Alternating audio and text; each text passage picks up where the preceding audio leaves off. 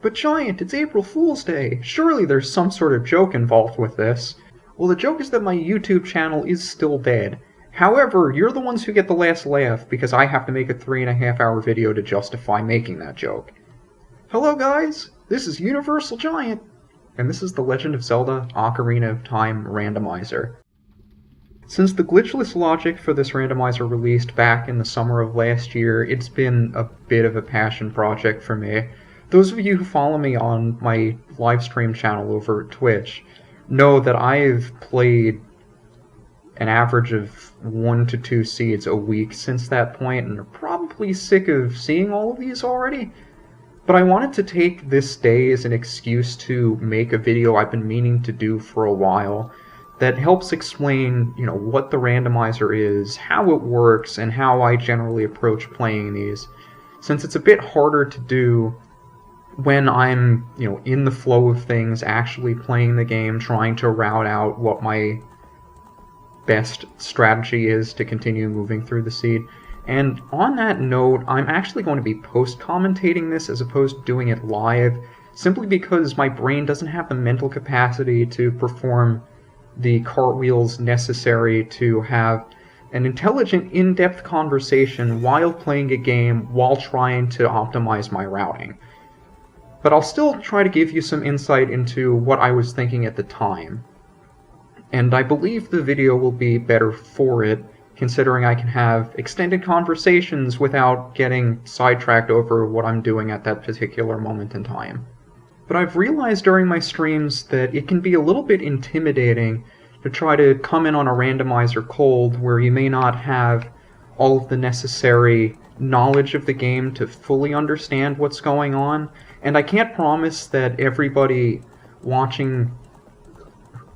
whose first Ocarina of Time experience is this video would fully understand what's going on. Generally, you have to have at least a decent knowledge of the vanilla game, but I'll still try to explain everything as best I can, even to those of you who haven't seen this game before. But basically how Zelda games work is there are a number of different items that you need that open up different places for you to check, that hopefully open up new items for you, and eventually all of that snowballs into actually being able to defeat Ganon, get the Triforce, and beat the game. That's the ultimate goal. That isn't changed. And with that, I say we get started in 3, 2, 1, go. So you can see right off the bat, there are no cutscenes, or at least the cutscenes that are here are very, very short. And there are a lot of nice quality of life changes that they did in the randomizer to maximize the amount of time that the player spends in control, rather than having to sit through several minute-long cutscenes that would add probably an hour or two to each of these that nobody feels like doing. But you can see the colors of our tunic, our fairy, and a bunch of other things have changed. They're all cosmetic for the most part, which makes going through this more interesting every time. And as you would expect, since this is a randomizer, all of the items that we get and where we get them are in completely different places the overwhelming majority of the time. So we start off the game trying to get as many of the free checks as possible, which don't require any key items to get. Obviously, this being the Kokiri Sword Chest, one of the first things that the vanilla game expects us to get to isn't going to require us to have anything to get it. But we have to check a number of other places that the game usually doesn't have nice things in. And one of the first instances of that is Mido's house. You may not know this, but Mido's house has 4 chests in it. Normally, it's just junk that nobody cares about. But today, Mido's house has really nice things for us. It had magic, which we absolutely need in order to beat the game, and it had the Lens of Truth, which we can use to see invisible things, fake walls and such. Normally we wouldn't be able to use that without having magic, but since we have magic, we can use that, a bunch of spells, elemental arrows whenever we get them. But basically, all of the chest contents in the game, whether they have junk or key items, all of the heart pieces, heart containers, NPC rewards, ammo expansions, all of those things, including Great Fairy rewards, are all thrown into one giant pool and randomly redistributed throughout the game in such a way that it's still guaranteed to be beatable without the use of glitches or any sort of speed tricks. The only thing that you need in order to be able to beat this game is a general knowledge of Ocarina of Time, where stuff is, and what you need to do to access certain places. And there are a number of handy resources out there to help you, even if you're not 100% familiar with where all those spots are and what you need for them. But by now you've also realized a couple of other things that the randomizer does that the vanilla game generally doesn't do. And they're implemented in such a way to give the player more freedom in terms of where they can go and what they can do at the start of the game. So in the vanilla game, you're typically confined to Kokiri Forest. You pick up a sword from the shop, you pick up a sword from the chest, a shield from the shop, then you go beat the Deku tree. And you're not allowed to leave Kokiri Forest until you beat the Deku tree. In the randomizer, they lifted that restriction so you can leave the forest immediately, go do a bunch of stuff outside there if you want to, or you can just go into the tree straight off. They've also removed the gate from Kakariko leading up to Death Mountain, so you can go do that whenever you want. And perhaps the most important thing that we'll see in a little bit is they removed the lock to the Door of Time in the Temple of Time, which restricts you in the vanilla game from going into the adult section in the later, 60 to 70% of the game, until you would normally beat the 3 child dungeons.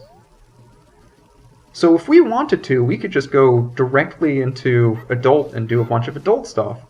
But of course, adult expects you to have a number of items as child, or have picked up a number of items in child, like getting the bomb bag, or having immediate access to the hookshot, which lock a lot of things if you don't have those two. So we're kind of restricted in terms of what we could do as adult if we wanted to, but we could go there if we actually wanted to, and we'll probably get there sooner rather than later. And with those restrictions lifted, you'll see generally at the start of a seed, players will take one of 3 routes.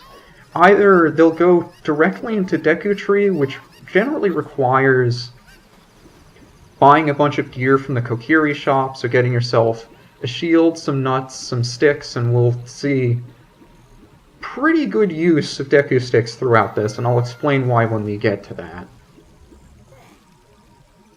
But if you're able to pick up enough money before you leave Kokiri Forest, it's generally a good idea to do that and then clear out the Deku Tree before you leave. You'll also see a number of people just go directly into adult. There are a number of quick checks you can do as adult to start off with, and a lot of people like to do that first before they come back to child. Or you can do what we're doing, which has been one of the plays that a lot of players like to make nowadays, is you go around the southern and western parts of Hyrule as child, because you have a lot of checks here that kind of take a decent amount of time to do, and are never really too much more convenient to do otherwise. In addition to that, one of the things that they did for the randomizer that was not in the vanilla game is they made it so that the Gossip Stones, instead of telling you secrets, or relatively obscure secrets about the vanilla game that most people would know about if they were playing randomizer, they now tell you hints that help you progress through the randomizer. And there are 4 different types of hints that you're going to see in the particular settings that we're playing on, which are the ones that the community generally races on. One type of hint are called Wave the Hero hints. They give you the name of a general area, like the Desert Colossus here, and that general area contains some randomized element that the game expects us to need in order to be able to beat it. So for Desert Colossus, that could be a number of different item checks, or it could be the song, the Requiem of Spirit, or where we would get the Requiem of Spirit in the vanilla game. It could be an item or a song. Another type of hint is a foolish choice hint. It's sort of the opposite of the way the hero hints, in that it gives you the name of a general area that doesn't contain any randomized element that will help us unlock any new things to check. And I believe one of those that we found was Goron City, which is really helpful because there are a number of checks there in Goron City that require a bunch of different things. And you tend to just go there multiple times, one after the other, as you get new items. It's kind of out of the way if you have to do it that way. So it's really useful to know that there's nothing of value in Goron City, but that doesn't mean we won't be going there. The third type of hints are useful hints. They tell you the 6 places in the seed that contain the most time-consuming checks, and exactly what is on each of those 6. Now, in the settings we're playing on, that includes the 30, 40, and 50 Skulltula token checks. Thankfully, the 100 is always off, so we'll never have to do with 100 skulls, but we might be required to get 50. We don't know yet. There's the frog minigame on Zora's River as Child that requires getting all 6 non-warp songs in order to access. There's the adult trade quest, which is incredibly long and would normally give you the Bigoron sword in the vanilla game. And last but not least is the song that's on the Ocarina of Time, which would require us getting all 3 spiritual stones in order to unlock. And finally, the other kind of hints just tell you the name of a location and what's on there, either an item or a song. And the reason why I say that we really hope we don't have to get the 3 spiritual stones is, as I mentioned earlier, the door of time is open. We can go to adult right now if we want to, and we're probably going to get there in maybe 5 or 10 minutes. But since we don't need the spiritual stones in order to open the door of time, the only thing we would need them for is if we need to collect whatever song is on the Ocarina of Time. The Ocarina of Time, despite being this game's namesake, is functionally equivalent to the Fairy Ocarina, which we got from leaving the forest. The only thing that actually opens the door in the vanilla game, I believe, is the song, and you can't get the song until you have the stones. That's basically the only thing we would need it for, if an item or song that we need is locked behind whatever song that ocarina has. But the goal of the randomizer, just like the vanilla game, get the items that we need to beat the final boss, get the medallions that we need in order to open the bridge to get to the final boss, and get whatever items we need in order to beat the dungeons that have our medallions.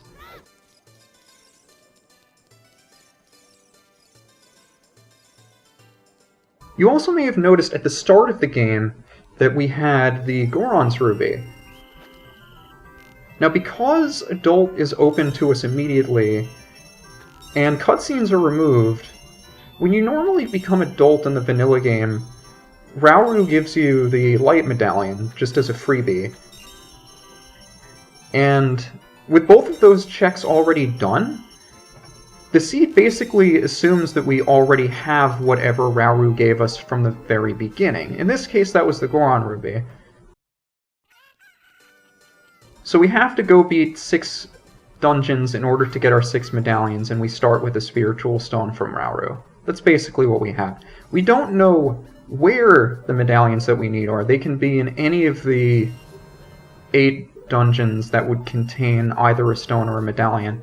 And all of those are randomized as well. Now, you'll always get a stone or a medallion for beating one of those dungeons, but you don't know which one is which.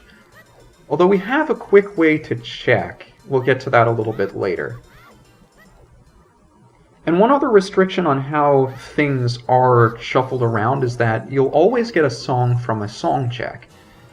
So when we go to the castle, as we're going to do soon, Impa may not teach us Zelda's Lullaby, but she is guaranteed to teach us a song.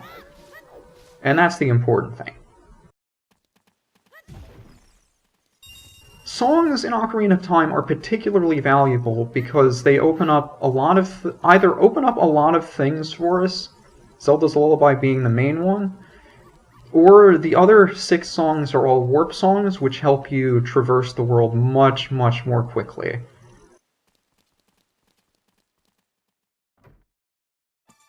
But to start off with, you've seen we got the 5 chests in Kokiri Forest. Ooh, hover boots on Richard, nice. So we left the forest, we did the open grotto and southern Hyrule Field, we did a couple of quick checks, well not necessarily quick, we did a couple of checks in Gerudo Valley that didn't have anything.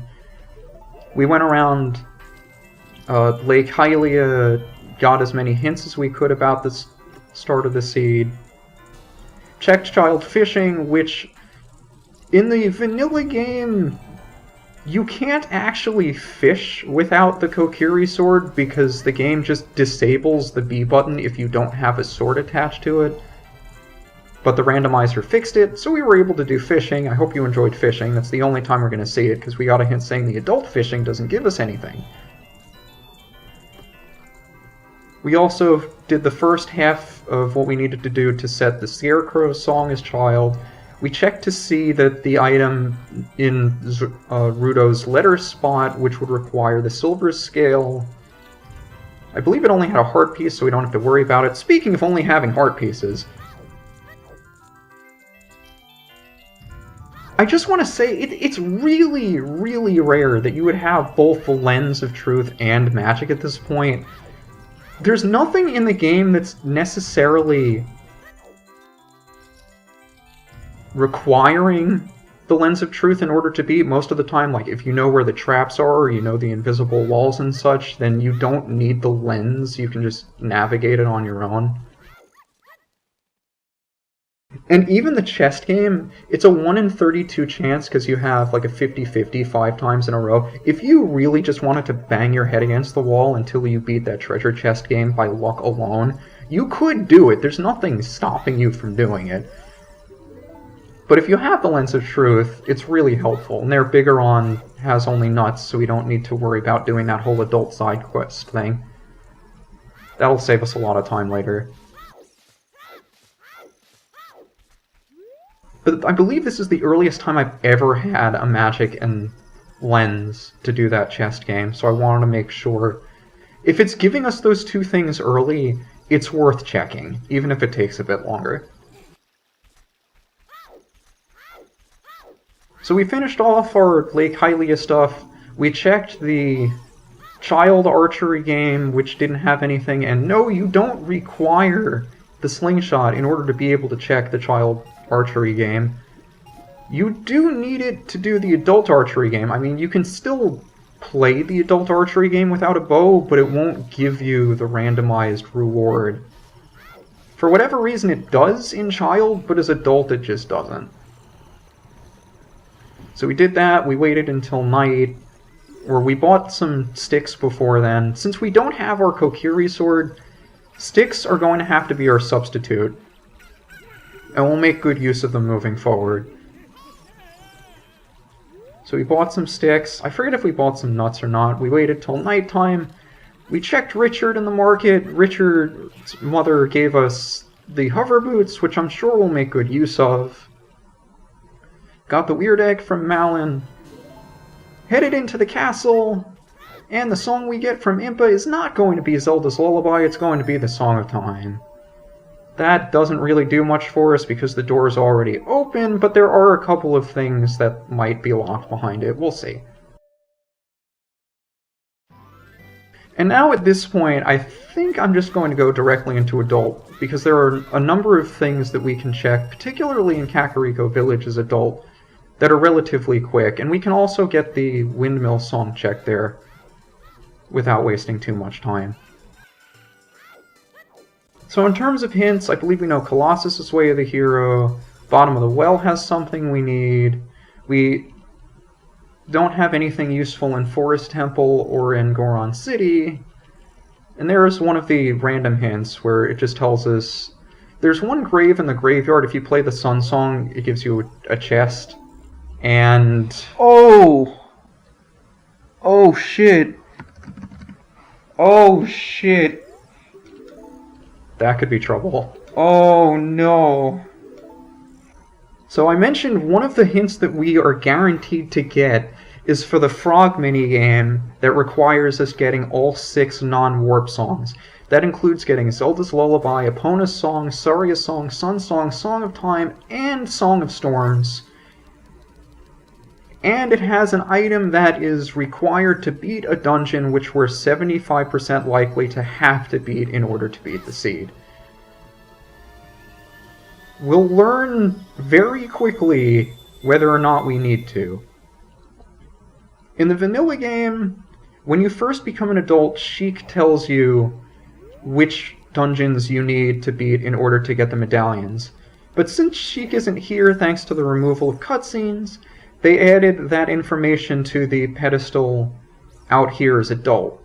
So as we read it, it lists off which dungeons have which medallions, and if you read them as child, it'll tell you where the stones are, but from process of elimination, we'll know where they are. No, you can't just grab them off of a pedestal here, that would be too easy. So we can see the Fire Temple has the Forest Medallion, the Water Temple has the Fire Medallion, Dodongo's Cavern has the Water Medallion. Spirit Temple is vanilla, so we absolutely need to get the Mirror Shield off the frogs. Forest Temple, despite it not having any items that unlock things for us, is a medallion, so we'll need to do that. And the Deku Tree has the Light Medallion. So with that information in mind, we are heading over to Kakariko Village as adult, doing a number of relatively quick checks there, getting a song. And I think we're pretty much up to speed with how the seed has started out.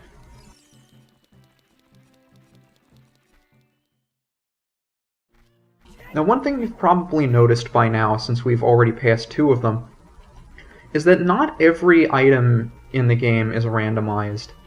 Particularly 3 items on the settings that we normally play with will always be in the same place no matter what. 2 of which we've already collected. And I guess before we get into that, there's a sneaky way to get to the man on the roof. You can just kind of jump up here, and then you can either hop along the fence down there, or you can use hover boots, which I have, to just check him really quickly. And we're also going to learn here that ice traps are not restricted to chests. It's always really funny when that happens. But the game expects you to need hover boots in order to get up there. And even if you don't have...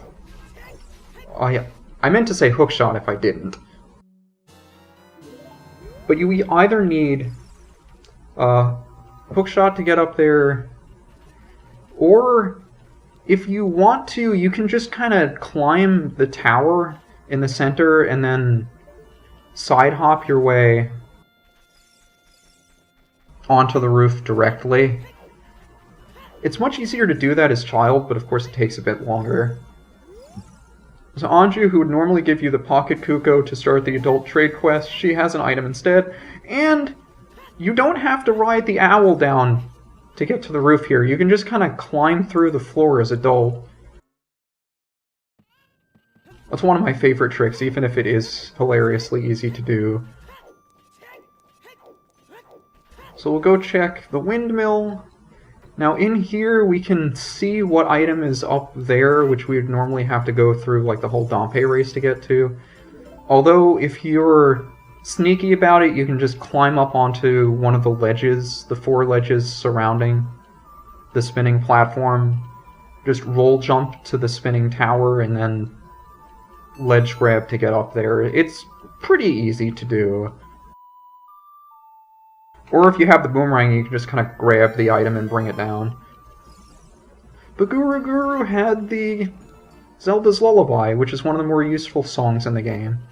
And that'll allow us to immediately check another song here in the graveyard, which is in the composer's grave. And since we know that we're going to need at a minimum 6 songs in order to get an item required to beat the seed, being the Mirror Shield, it's probably a good idea for us to prioritize song checks even more than usual. But getting back to the 3 items that are guaranteed to be here while we're getting this chest and I believe doing the Dompe races. The first one we saw at the very beginning was the Fairy Ocarina, and that's because, or we make sure that that isn't randomized, because songs are a crucial element of this game, and not being able to play songs basically just means that we would be sitting around doing nothing for a little while, or just going on a random goose chase, or a wild goose chase just for the ocarina at the very beginning. It would make things take... It would make the start of the seed generally take a lot longer than it would otherwise. And along the same vein is the weird egg that you get from Malon on your way to Hyrule Castle. And as you saw, we took the weird egg, it hatched into a chicken, we were able to move Talon, who was blocking the way into the castle, that allowed us to get Zelda's Lullaby, or at least check what song is on Zelda's Lullaby, which in this case turned out to be Song of Time. Doing that not only unlocks the Zelda's Lullaby check, but getting that also unlocks 2 more songs, being the Epona song check and the Saria song check. Neither of those are open until you get the song from Impa, even in the randomizer. So not having the weird egg, and not being able to check the song that Impa has, actually locks you out of 2 additional songs. So if the weird egg was somewhere else, you'd be locked out of 3 early songs until you got the weird egg elsewhere. And that's also a neat little trick you can do in order to just get back to the start of the Dampé race. Dampé has 2 items for us. The first one, in the treasure chest that he just spawned for the first race, would normally be the hookshot in the vanilla game. And if you race him a second time, he would give you a freestanding heart piece, assuming you're able to beat him, or beat a time of 60 seconds in the second race. And this race gives me fits. I think it's because my control stick is loose, so I can't walk as fast as you're supposed to be able to, and it takes me like 5 to 10 seconds more on average to beat a race than it would take normal people. But throughout the race, there are these doors that come down that are supposed to be mercy kills if you're not going fast enough. And one of those doors at the end would lock you into a room that you would need Song of Time to get out of. Now, we have a rare situation where we have early Song of Time, so we wouldn't have actually been soft-locked in there. But if you're quick enough to get in and out of that door, it will lock behind you, think you're trapped, and just reset you to where you loaded in. Also, you can kind of peek through walls and see what items are there, so we can tell that we don't need to plant a bean here in order to ride up and open the crate, since we know that inside the crate is just a Deku shield, and we already have a Deku shield. But back here is the Composer's Grave. This will give us access to whatever song is on the Sun Song check. And then I think from there we would just reset to go back to Child. But in addition to the Fairy Ocarina and the Weird Egg, the third item that is not randomized is the Ocarina of Time. Now, whereas the other 2 items are specifically held to be the same for the purposes of speeding things up at the start, keeping the Ocarina of Time the same helps to minimize the chance that we would need to do all of the stone dungeons. Since the Ocarina of Time is functionally useless to us now that we have the Fairy Ocarina, we want to minimize the chance of having to get all 3 spiritual stones, since that song check is the only other thing that would be locked until we get the stones, if we don't randomize the second ocarina. So that's why we keep it the way we do. But in terms of the trading quest items, as you saw with, the chicken hatching into or the egg hatching into a chicken, and then getting Zelda's autograph overwriting the chicken. All of the trade quest items, once you have whatever item starts that trade quest, the trade quest will proceed as normal. So for instance, you'll see us later on, now that we have Zelda's letter, we'll be able to talk to the guard in Kakariko. He'll tell us about the mask shop. We'll go to the mask shop, we'll get the Keaton mask, it'll overwrite the letter, so on and so on. Same for the adult trade quest. The only thing that's randomized is where you get the item that begins the trade quest, and from there the trade quest proceeds the same. Now, since we do not have a bomb bag, yet there are still a number of things in the general vicinity that would either require a bomb or a hookshot for, I'm going to go around here since I'm in the area, open them up with bomb shoes, and then if they don't have anything useful, I'll reset to save the bomb shoes. So that way I know what items are there, but I still have the bomb shoes. And the reason for that is explosives, or your capability to buy or find explosives, is restricted to whether or not you have the bomb bag item, not bomb shoes. So you could theoretically burn through every single randomly accessible bomb shoe in the game and lock yourself out if, say, you misuse the bomb shoes and you can't get more. So until you get something that allows you to check things that you would normally either need bombs or hammer to get, it's helpful to retain as many bomb shoes as possible, which is what we're going to be doing here. So you can see, even though we've checked those two places, since we didn't find anything useful, we reset to get our bomb shoe count back to 10.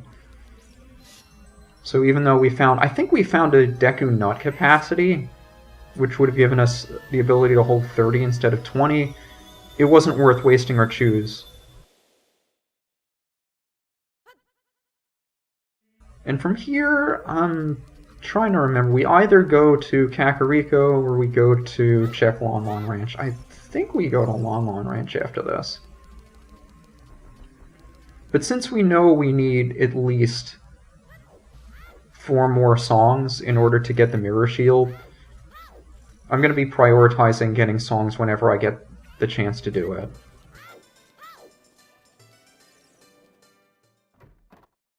And another thing that's going to come into play, again, since we don't have our Kokiri sword, Deku sticks are going to be our main means of combat. Now, Deku sticks, in addition to being able to just hold a fire so you can run, say, between torches, light them for certain puzzles and such, you can actually use Deku sticks to fight things. And in fact, Deku sticks, I believe, have the same properties as the Master Sword, so they do double the damage that the Kokiri sword does. And if you've ever seen an any percent run, they have the same damage properties as the Master Sword does in the final battle, being the only other weapon besides the Master Sword that does 4 times damage to Ganon.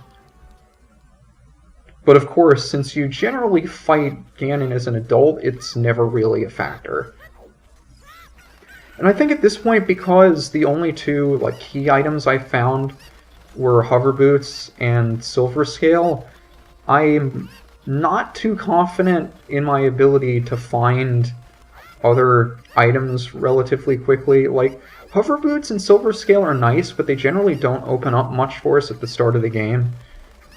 So even though I would generally put off chickens because it takes a relatively long amount of time to do, given the fact that we don't have many items yet, I think it's worth checking.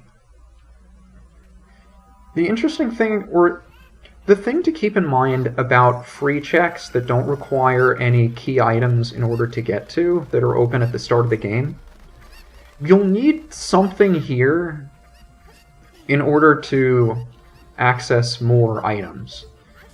Like, Silver Scale only gives us access to, I think, one other check that we know doesn't have anything, and Hover Boots aren't that useful without a number of other items. So we know that of all of the freely available items at the start, at least one of them is going to have something that we need, and we haven't found whatever that one is yet. So it's at times like this that I do, or I at least start thinking about doing some checks, like chickens, that might take a little bit longer, but I know don't require any items to get. So we've put 4 chickens in the pen, there are 3 more, and then while we go get the remaining 3, we'll also get to show the guard normally blocking the way up Death Mountain the letter which will start the child mask quest. So there are 2 items that are locked behind the mask trading quest. One of them, or both of them, involving showing a mask to the Deku Theater in the Lost Woods. Either the Skull Mask, which would give you a heart piece, or the Mask of Truth, which might give you another heart piece. I genuinely don't remember. But the thing about the Mask of Truth is that the person that you need to sell the last mask in the trading quest to doesn't show up until you get all 3 spiritual stones, and again, for the same reason that we keep the Ocarina of Time the same, we also generally turn off the Mask of Truth check because we want to eliminate as many opportunities to not have to do all dungeons as possible. So the Mask of Truth check is the only check that is not... Oh, more bomb shoes. That was kind of worth it. So the Mask of Truth check is the only check that the community generally just turns off for that reason. But we may still need to do the Mask Trading Quest in order to get whatever's on the Skull Mask Deck of Theater check. So we show the guy the letter, then we run back to the market. The market's going to start selling the... or not selling, start renting the masks for us to sell. But if we go... like, at this point, it would become nighttime before we were able to do both, like, giving the guard the Keaton mask and then trying to go back to Lon Lon Ranch to get the song. So I think after I go to rent the Keaton mask, I'll go directly to Lon Lon Ranch, do the 2 checks there, maybe get a Skulltula, figure out what song Malin has, and then probably reset and do the Deku Tree. Even though we don't have a slingshot, we can clear out the Deku Tree. But I'll save that as a bit of a surprise for when we get there. But while we're off doing that sort of stuff, I kind of want to touch on the reason why the Ocarina of Time randomizer has been... Oh, I guess, am I actually going to turn the mask in now? I suppose. That's strange, I don't remember doing that. I guess my thought process is I turn the mask in now, and then when I wind up going back to the... I probably shouldn't have done this. Yeah, so I guess I made a bit of a mistake here. There's still some things we could do in nighttime Kakariko, so I guess it's not the worst decision, but I think it would have been better for me to check the ranch first. Whatever, we'll wind up doing both of them at some point, it just might not be as efficient. But the guard will still be there at nighttime. There are 5 Skulltulas that we can get, and we can also check the Dompe digging game. So Skulltulas, although we've seen that, actually before we get into that, there is a way to sort of preserve your Deku stick if you break it on the same frame that you recoil from something. So there's a little setup you can do for it here, where it shows that your Deku stick count will still go down, and it still requires having a stick in your inventory in order to be able to use the button. But if you recoil on the same frame that you break the stick, you're able to keep like a half a stick and swing it as many times as you like without that stick disappearing. So it's something that we call broken stick, and we do allow it in the rule set that we play by in the community, which is called the accessible rule set. It's like glitchless, except when glitchless is harder and allows a couple of like minor conveniences like this. So I use this in order to be able to destroy 4 of the 5 Skulltulas around here, only using 1 stick, even though it took me like an additional stick in order to get the trick to work. So 4 Skulltulas for the price of 2 sticks isn't too shabby. We'll sell the guy the Keaton mask. So now when we go back to Castletown, we'll be able to rent the Skull Mask. And we'll use a Bombchu here to just kill the 5th Skulltula that's up on the tower. Since we have 20 Bombchus, I don't mind making that exchange. 20 is usually good to get you through. And then if you wanted to get to the guy on the roof, you would instead side hop left off that tower instead of backwards like I did. And now we'll be heading into the graveyard in order to check the Dompe digging game. So this is actually one of the most annoying checks to time, because Dompe is only out between sunset and before midnight. So if you play Sunsong here, for instance, when it's daytime, it would set the time to midnight and he would be asleep. It's a bit of a pain to get to. But in the randomizer, Dompe's prize will always be the first dig. Just like in A Link to the Past, where you're guaranteed to get it in the digging, or you're guaranteed to get the item in the digging game relatively quickly. Same here in Ocarina of Time. So we do our second instance of a save warp, where if we save outside of a dungeon as child, it starts us back in the house, which is really convenient, because it lets us go directly to the Deku tree now, and I held the wrong direction!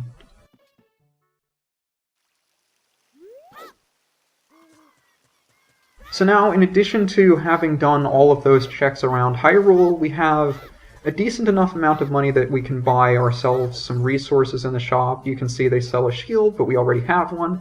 They sell nuts, but we already have. I'm just sort of filling up on sticks. And nuts, since I have extra money, I guess. But you'll notice a distinct lack of Kokiri Sword. Since we have our Deku sticks, we don't necessarily need a sword. The sticks can do everything that the sword does. They just cost 10 rupees per slice. And the slingshot, which we would normally get in the Deku tree and normally need in order to beat it, there's actually a fancy little jump that we can do to get around that. However... Oh no, please no, please no, please don't be the first bow. Please have access to another bow. I'm begging you, please. Please. Don't do this. That could be a problem.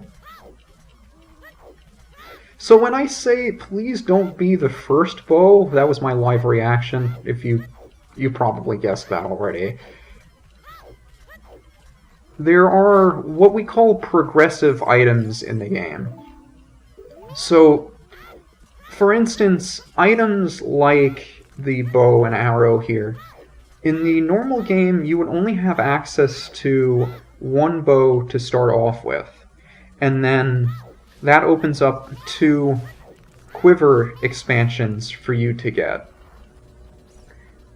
In the randomizer, there are 3 what they call progressive bow. Well, not, I guess the bow isn't really progressive. There are 3 bows hidden throughout the game. Whichever one you find first will give you the bow and arrow and actually let you use the bow and arrow. Whichever one you find second will give you your first quiver expansion. Whichever one you find third will give you your second quiver expansion. So for instance, if there just so happen to be 3 different bows available here in the Deku tree that we could get in any order, whichever one we get first would just be the bow. And this works for pretty much all of the ammunition weapons. So the bomb bag works that way, the slingshot works that way, Deku Nut and Deku Stick capacity upgrades work that way. Magic and double magic also work that way. And there are also what we call progressive items. So things that have different levels of use. Like, for instance, we found the silver scale, which lets you dive twice as far, and there's a gold scale, which would let you dive 3 times as far. Whichever scale you find first will give you the silver scale, and then whichever one you find second will be the gold scale. It doesn't matter which one you get first. So this works with the hook shot and the long shot, so whichever progressive hook shot you find first will just be the normal hook shot, and the second will be the long shot. It works for strength upgrades in that you'll get them in the order of bracelet, silver gauntlets, and gold gauntlets. And are those the only progressive items? I might be forgetting one.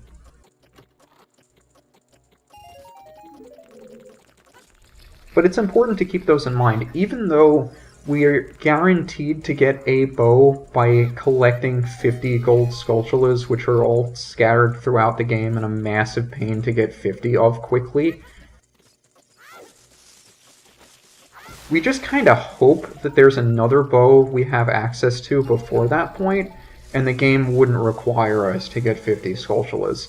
But at this point, it's the only bow that we know we're guaranteed to get if we do something. So we need to keep that in mind.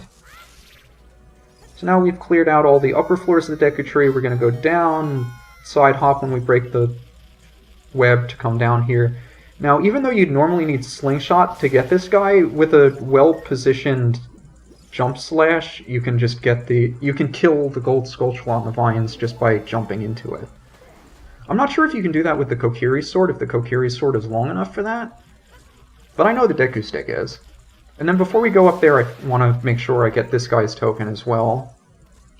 And there's one last chest that we can get down here in the basement.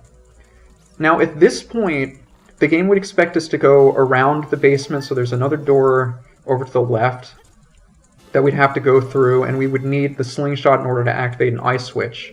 However, with a relatively precise roll jump here, we can actually grab the ledge up there and skip needing the slingshot. So there's a bit of a setup to make this consistent. My control stick, again, isn't that great, so it takes a little longer for me to set it up. But with a precise enough roll jump, you can just kind of jump up to the ledge there. There's no glitch or trick involved in that, it's just a relatively precise jump.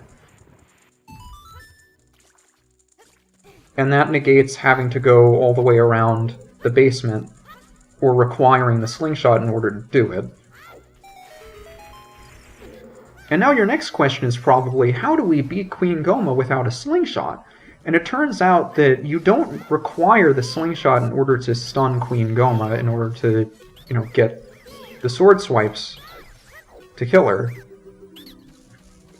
Deku Nuts are able to stun her just as well, but the stun from the Deku Nuts isn't as strong as the slingshot, so if you don't get your swipes in fast enough, you'll have to sit through another cycle. So here we set up Broken Stick again, so we don't waste more than one stick here, and if you use a Deku Nut instead of the slingshot, you won't actually put the stick away, so you're able to preserve your sticks using nuts as well. But the timing in order to one-cycle her is relatively tight. So you have to nut, stick, nut, and I guess my timing was a bit off, so we're going to have to sit through another cycle. If you have the slingshot, you can shoot her off the ceiling at this stage, but since we don't, we just have to wait it out.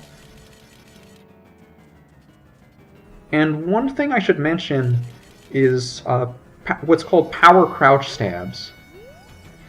So you might have seen when right before the fight started, I did a jump slash, just like I'm doing here.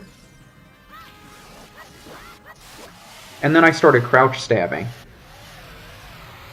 The interesting thing about crouch stabbing in this game is that your crouch stab uses the damage properties of whatever your last swipe attack was. So in this case, since our last attack prior to using the crouch stab was a jump attack from the Deku stick, which I believe does 4 damage, like the Deku stick would be 2 damage and a jump slash is double that, so it's 4 damage, the crouch stabs are also doing 4 damage. So instead of needing 6 Deku stick swipes to deal with Queen Goma, we only need 3 crouch stabs, since we stored the strength of the jump slash. And you'll be seeing me make good use of the power crouch stabbing throughout the game. And I believe at this point, I feel like I've done just about as much as the game would expect me to do as child, so I think something else has to be either adult or... Oh, you know what I'm doing? I'm actually going to the castle. So, when you beat Deku Tree, it sets the time of day to noonish, I think? Whereas before, if we did this, the castle would have been closed. Now the castle's open again, we're going to go get the Skull Mask. And I think we're going to do some stuff in Lost Woods, like turning in the Skull Mask, and then checking Saria's song. And then after that, I'm probably going to start running out of ideas. But we still have to check Lon Lon Ranch as well. It's weird to be like 50 minutes into a seed and not have any key items that direct us somewhere. Even the Deku Tree, the game wouldn't require us to have beaten until we found the slingshot. So don't worry about thinking you would need to know how to do the trick I did, or the jump, in order to bypass the need for the slingshot in order to play the game. You can still beat this game without knowing tricks like that. Like, the game will never force you to beat the Deku Tree until you have access to a slingshot so you can get to Queen Goma the normal way. And this is something that the randomizer community refers to as the seed's logic, or the logical progression of a seed.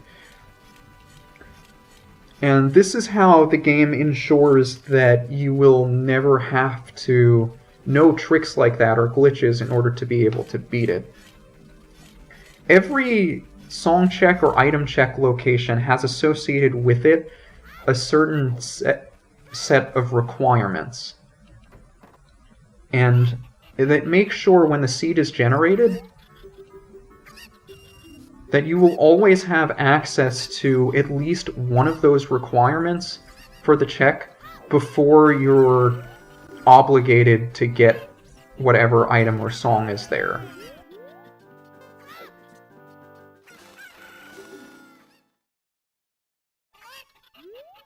Now this is something that's worth keeping in mind. Oh nice, we didn't have to buy a Hylian shield either. This is something worth keeping in mind. If you get something seemingly out of order, or sequence breaking in a way, that whatever item you're bypassing is likely earlier in the progression than whatever you unlocked behind it. I know that seems a bit weird to think about now. It'll make more sense when we have like a tangible example of it later on. I think bomb shoes and bombs are probably the easiest example of it we have now, although we haven't found anything... Bomb shoes haven't unlocked anything for us yet, so it's not the best example, but it'll make more sense later on. Either way, Epona's song is vanilla, so that actually gives us access to the adult portion of Gerudo Valley. So in order to cross Gerudo Valley as adult, you either need Epona or the long shot. Since we have Epona, we can do that. But the problem is, all of the stuff over there requires one or several other items that we don't have, so it's probably not the best move to make at this point. And now we're quickly going to check to see what the heart piece is in there. Similar to what we did in the graveyard, we can kind of just squeeze up against the wall, take a peek inside. And now I think we're going to save warp back to the forest, do some Lost Wood checks.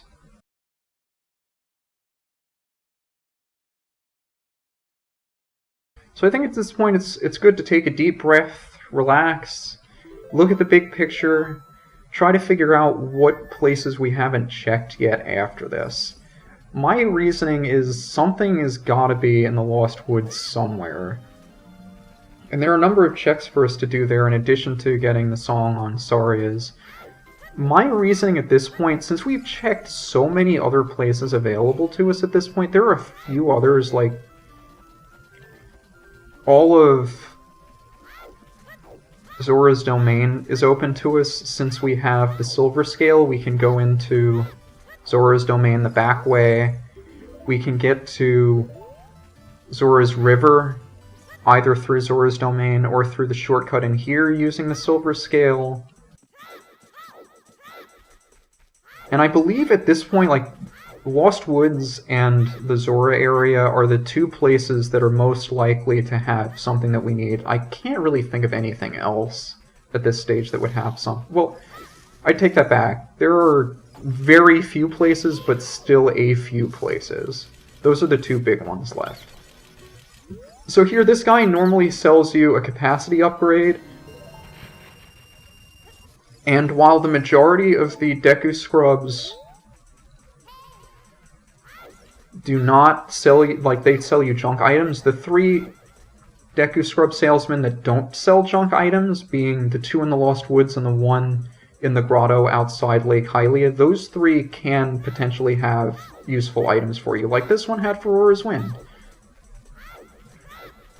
And we just got a hint that said the song that we get for checking Nocturne of Shadow, which requires Forest, Fire, and Water medallions, that song is Minuet of Forest, so we might be required to get that in order to get to Forest Temple. But we're getting ahead of ourselves at this point by just making that judgment.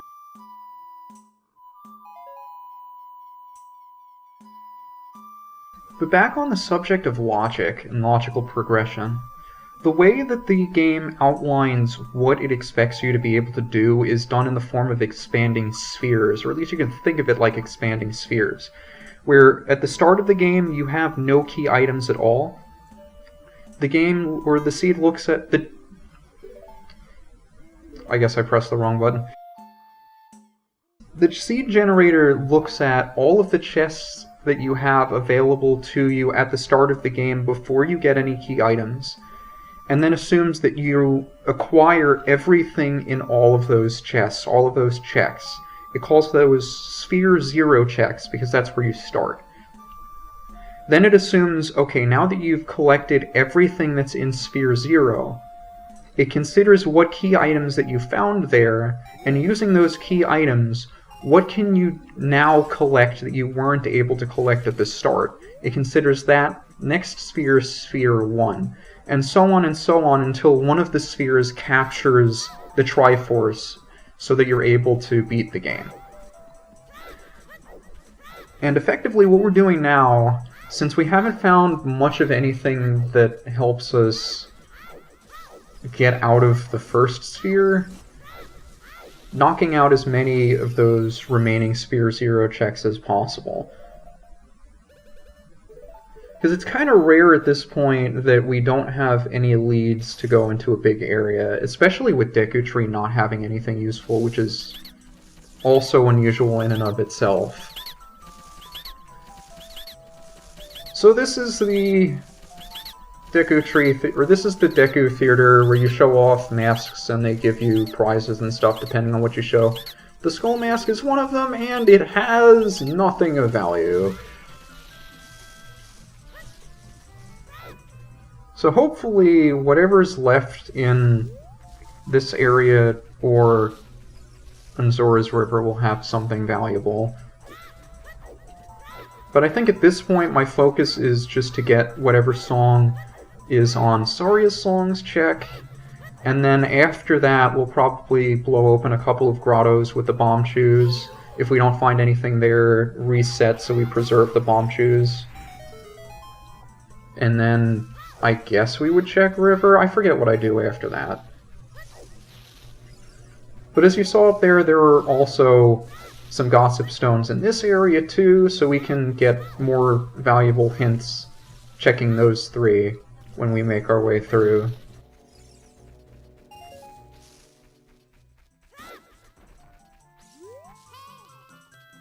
And this is pretty straightforward stuff. I mean, a lot of the things I've been doing so far in the randomizer aren't too foreign to people who haven't played the game before, and I hope it's... Ooh, Requiem, that opens up a couple of extra things for us too. But hopefully what you've seen so far has shown you that you don't necessarily need to have the greatest knowledge of Ocarina of Time in order to be able to play one of these randomizers, and there are other useful resources and tools that you can use when you're playing this. Like, there are other versions of the item trackers that you can use that will come bundled with a map, a world map. So as you check items off, it'll show you what new locations you have to check, and that makes it really easy to figure out, where to go next and what to do, even if you don't know everything about the game. And now at this point, I'm saving so I can preserve my bomb shoes, and if you use a Deku nut on an active bomb shoe, it'll explode the bomb shoe immediately, so it helps to blow open a couple of these things faster. But there's the Wolfos Grotto down here in the Sacred Forest Meadow. There are a couple of bombable grottos in the Lost Woods, and if none of these have anything, I'll just reset to get my 3 bomb shoes back.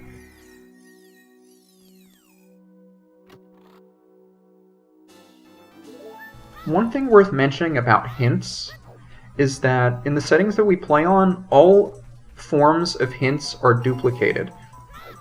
So for instance, you've seen 2 instances of what item is in the Sun Song Grave, seen 2 instances of, I'm trying to think, Desert Colossus being Way of the Hero, and I believe we saw a 3rd instance of Bottom of the Well being Way of the Hero. The reason why that 3rd hint is important is because that indicates that there's more than one important item in the well.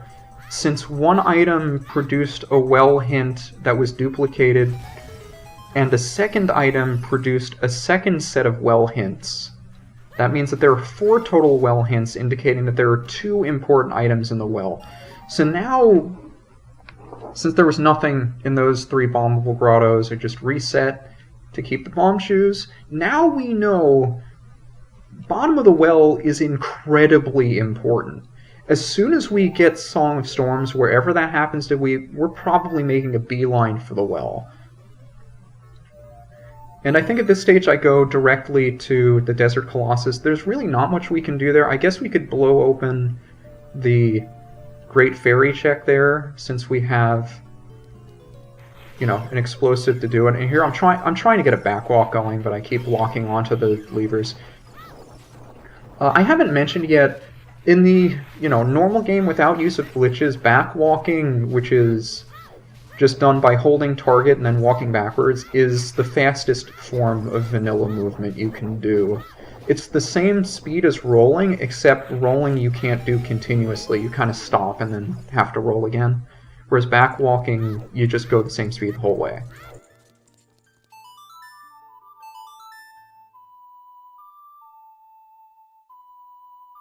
So here we're going to check the Great Fairy.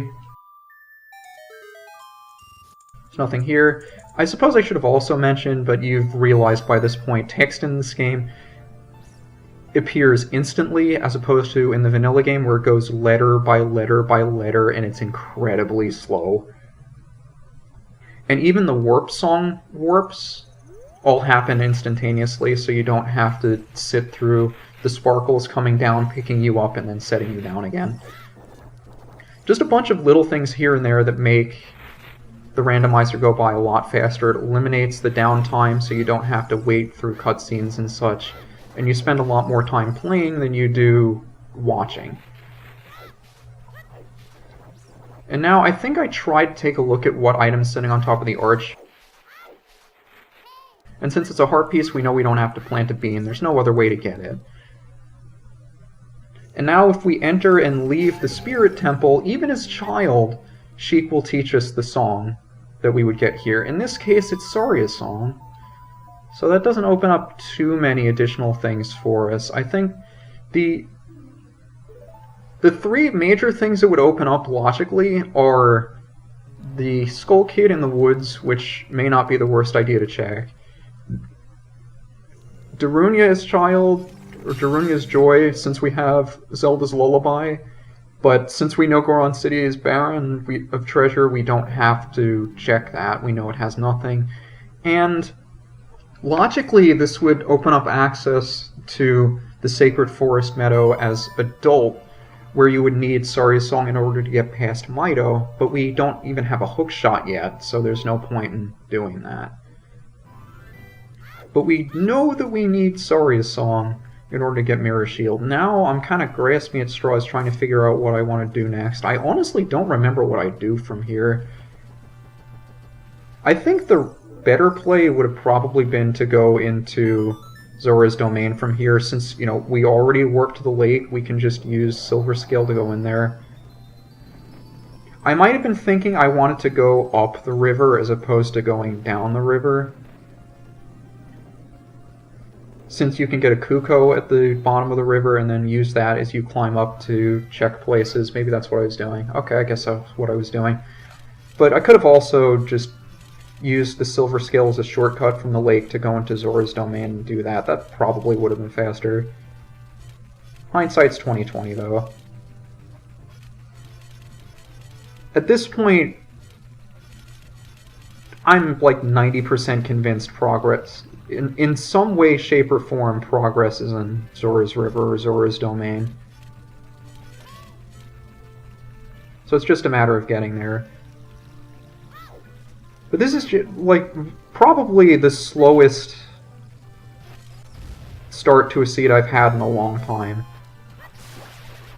And it's both a blessing and a curse, in that whatever item we find here is probably going to be the one and only item that leads to progress.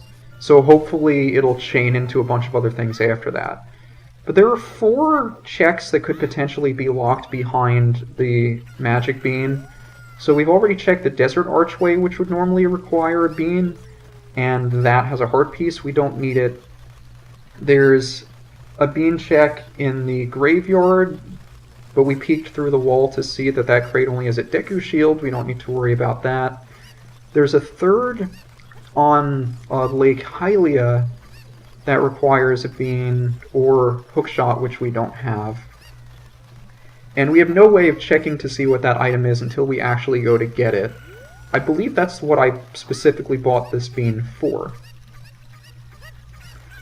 And there's a 4th one in Death Mountain Crater, but since we have hover boots, we can just kind of jump to it. Like, the game wouldn't require us to do that, but since I know how to do it, I'm not going to buy a second bean for it. And even if we had that bean, since we don't have the warp song to put us there, we wouldn't be able to plant it as a child anyway. So there are a couple of things we can check here in Zora's River. We looked to see what the heart piece was standing on the pillar. I don't believe it was anything useful. We checked in here. I guess one other thing I should mention about the Gossip Stones in the grottos. All the grottos that look the same have the same Gossip Stone hint in them. So that's why I only checked the first one and never checked the others. And now we see that Ocarina of Time has the Bolero of Fire, which I was mentioning, but since we have the hover boots, the only thing that we would logically need the Bolero of Fire to check would be to plant the bean in the crater, and I already explained, since we have hover boots, we can kind of just cheese it. So we know that we don't logically need to get the song on the Ocarina of Time, meaning that we wouldn't have to collect both spiritual stones specifically to get the song. Now, I'm phrasing it that way because it doesn't mean there's nothing useful in the stone dungeons. The stone dungeons being in our seed, I believe, Jabu Jabu's Belly and Shadow Temple, either one of those two could potentially have something in it that we absolutely need. Just because it's a stone doesn't mean we won't have to go there. But we won't specifically need to get all of the spiritual stones in order to get the song behind it, which is really useful to know.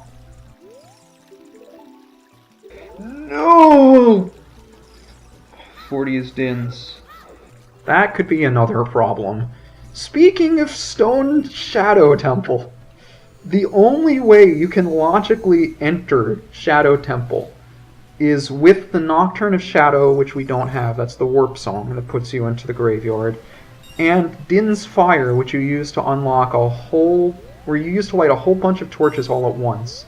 And if you don't light them fast enough, the door doesn't open. Theoretically, it is possible to open it using only fire arrows. It is ridiculous. It takes a long time. And even if you do open it, you might still need Din's Fire to get... You absolutely need Din's Fire to get 2 chests in Shadow Temple. And if one of those 2 chests that Din's Fire locks has a key or something that you need, then you need to leave Shadow Temple, come back with Din's Fire, and go through the whole temple again. So it's a bit of a gamble, even if you're able to pull it off. And it's one that I don't know how to do. Nor do I really have any interest in learning it. But this is one of the 2 checks we can do here, and it's just a heart piece. So now there's only one more check we can do here in Zora's Domain, and this is the torch run. So you basically light a stick, light all the torches here in Zora's Domain, and it'll spawn a treasure chest for you down there. If this doesn't have our progression, I'm at a bit of a loss in terms of where to go next. Because there are very, very few things left available to us that we can get by logic. I think, like, maybe if we go adult, climb all the way up Death Mountain, there are a couple things we can do. But thankfully, this was our progress. 70 minutes, or I guess 69 minutes into our seed, we're finally able to lift heavy things. And the Goron Bracelet opens up a number of things that we can do, mainly in Dodongo's Cavern. So I think at this point, I'm going directly there. The Goron Bracelet allows you to... Actually, I'm planting a bean first, because I mentioned the Lake Hylia bean over here. This is the one that we wouldn't be able to see. The heart piece all the way on top of the... Or the heart piece check all the way on top of the lab is the only one that we can't actually see before we check it. So I'm planting that bean and then going adult. And you're probably asking yourself, but Giant, Dodongo's Cavern is a child dungeon. Why are you going adult to do it? And the fun thing is, Dodongo's Cavern is open to you as adult. It's the only one of the 3 childhood dungeons that you're allowed to go to as adult, even in the vanilla game. Specifically because they have 1 gold Skulltula in Dodongo's Cavern that requires the Scarecrow's song for. And I guess I kind of glossed over the fact the last time we were adult, we actually finished setting the Scarecrow song. So, for those of you who don't know, the Scarecrow can serve as a hookshot target for you as an adult if you play a song for the Scarecrow as a child and then come back as adult to play the same song. So we've already done that. And if we don't have a hookshot by the time we go back to Lake, then we can just use the bean to ride up there as opposed to using the Scarecrow. But at this point, I'm just happy that we have some sort of progression to follow in the way of the Goron Bracelet, because this lets us actually go into Dodongo's Cavern and do things. It is worth mentioning, though, we could have technically done a bunch of Dodongo's Cavern without the Goron Bracelet or the Mom Bag, considering we have a bunch of bomb shoes. But that would require us going through more than half of our bomb shoes to do. And since we can't replenish our bomb shoe count if we waste them, the game wouldn't actually expect us or force us to do Dodongo's Cavern until we get something else to do stuff in there. So now that we have our Goron bracelet, I feel a lot more comfortable going into Dodongo's cavern and doing a bunch of things there. And you'll pretty much always see randomizer players do Dodongo's cavern as adult, because child has more restrictions. You'll see as we get in, just the fact that adult is taller than child will help circumvent a number of puzzles and item requirements in there that we would otherwise need as child. And I guess before we go in, I'm going to check the one grotto here in Kakariko Village. So here's the Re-Dead Grotto. You kill the one on the left, the one on the right's not going to see you, and it's just going to start walking over to the other one, so you can kill them both real quick that way. And since this only costs one Bombchu, I feel more comfortable. Like, I'm not going to save reset to get that one Bombchu back. I think at this point while I'm here I'll also check the 10 gold Skulltula reward.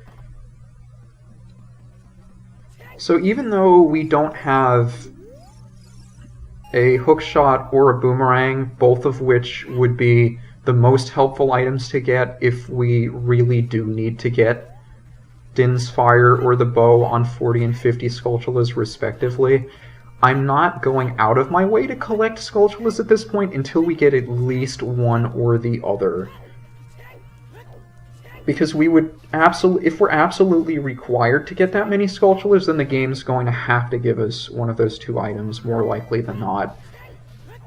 I say more likely than not because there are specific instances where the game will outright require you to get that many Skulltulas and only give you access to that many Skulltulas.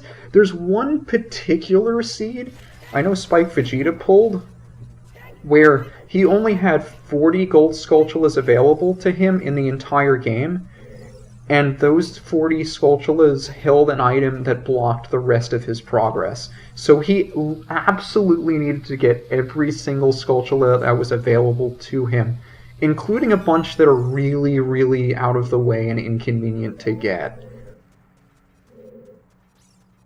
It's always possible that this could be one of those seeds, but we are not that desperate yet.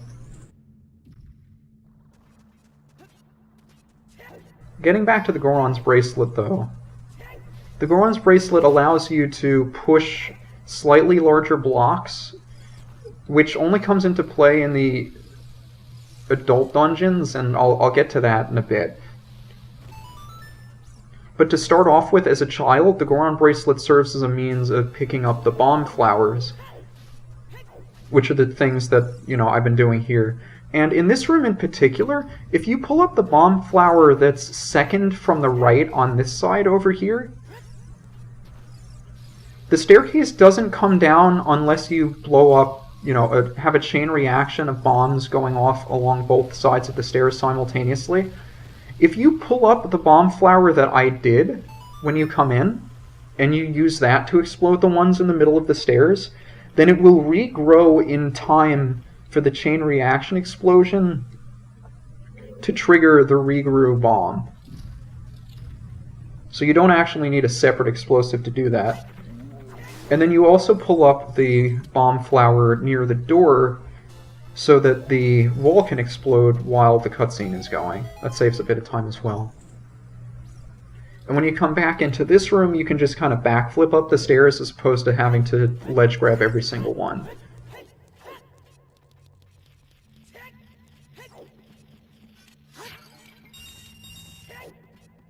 The other thing about strength upgrades, particularly for adult, is that...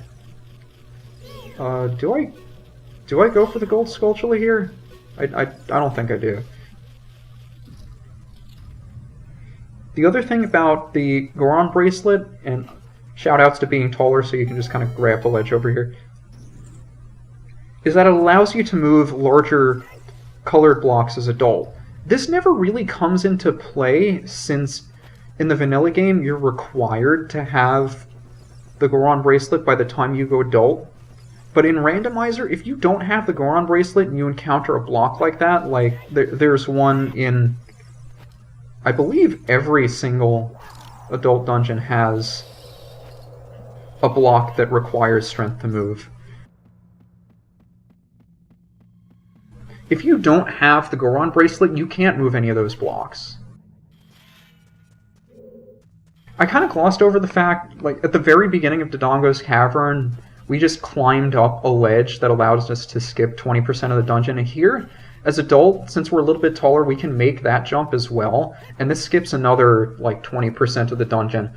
Each of those skips together skip the 2 mini-boss fights in here, which require you to fight 2 Lizalfos. And this is the main reason why you want to do Dodongo's cavern as adult as opposed to child. Because as child, you can't do either of those skips, whereas adult, you're tall enough that you can just kind of do it. And now at this point, still hoping that there's something in Dodongo's cavern, and there's our hookshot. So, since we have explosives, like, we can still... This is the only thing that we would specifically need bombs in order to do. Everything else we've done in Dodongo's cavern up to this point, we could have done either using the hammer, and there are a surprising number of, like, bombable walls as child that are breakable with the hammer. Or could have been done using the Goron bracelet to pick up bomb flowers. In order to activate Dodongo's eyes here and open up the middle, you absolutely need the bomb bag logically. So if we find anything useful back here, we know that we need to find a bomb bag prior to this somewhere.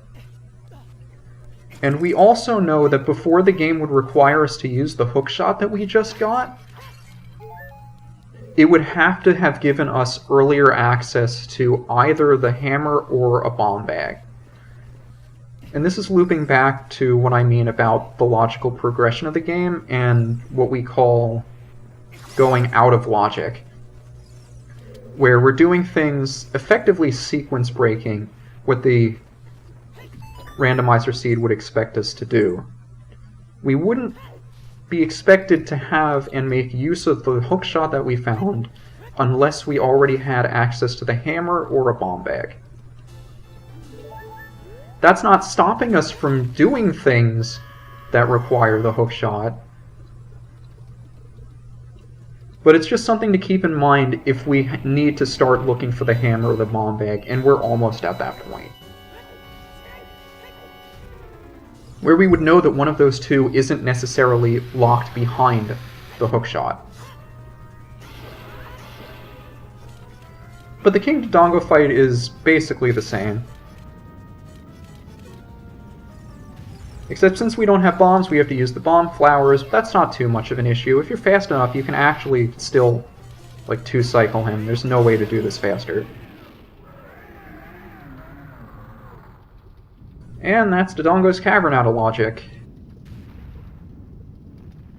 Now that we have the hookshot and are on Death Mountain, I believe our next move would be going up Death Mountain, checking a couple of things there, and then seeing what song is on the Bolero fire check in the crater. But again, we're kind of running low on things that we can do. I decided to pick up the heart piece because I know it would be the 4th and give me another container.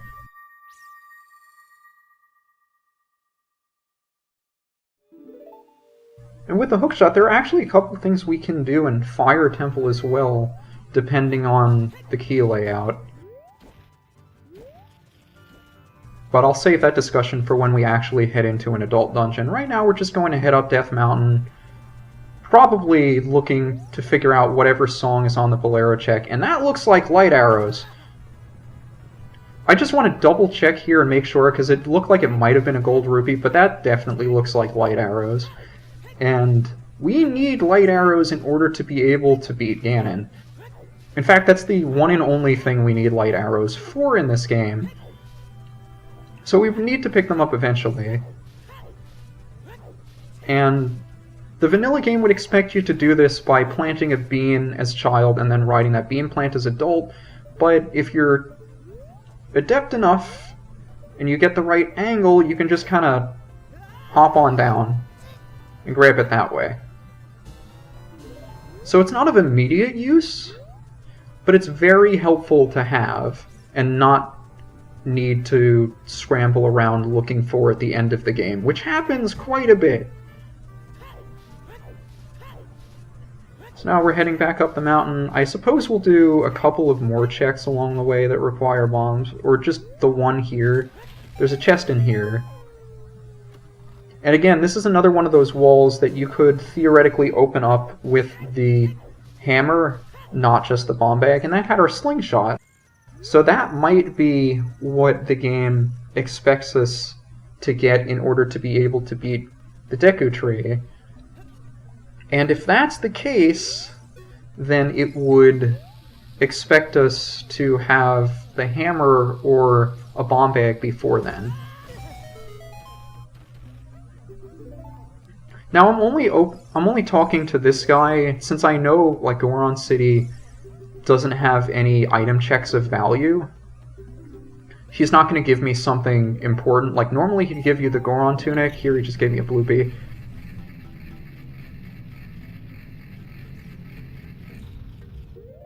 But that does open up the way to get to the crater. And thinking about it, I actually did this so I could double back to the forest as well and get the song there. Because at this point, like, I still remember we need all 6 non-warp songs in order to get the Mirror Shield to beat Spirit Temple. So I'm prioritizing getting songs whenever possible. I want to check this song, and I get to check the Sacred Forest Meadow song as well, since there's a shortcut to get from Goron City to Lost Woods. But first things first, we'll go check what's on top of the crater here. Normally you would need to ride a bean plant. If you have hover boots, you can just kind of walk up here. It's not too precise of a jump to make. Just a Deku shield anyway.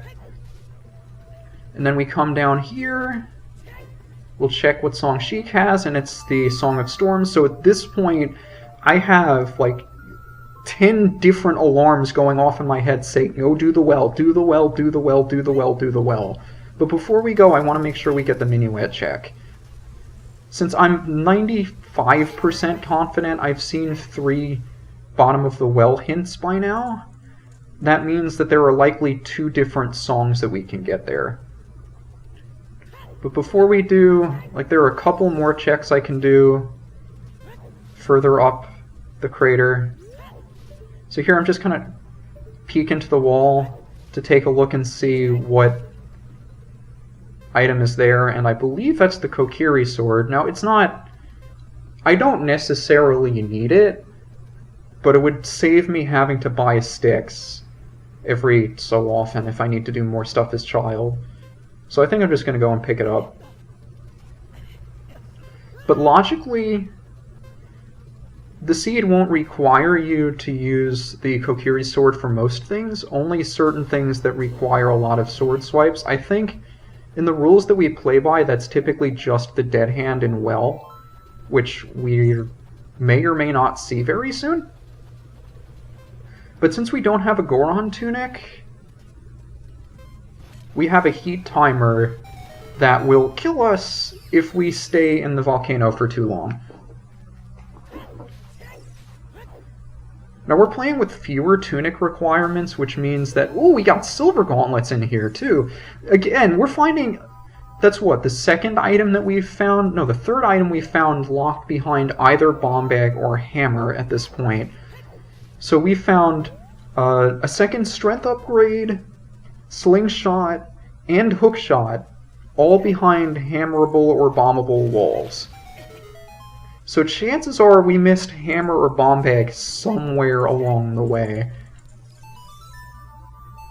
But it's worth noting that Song of Storms was available to us before we got either hammer or bomb bag.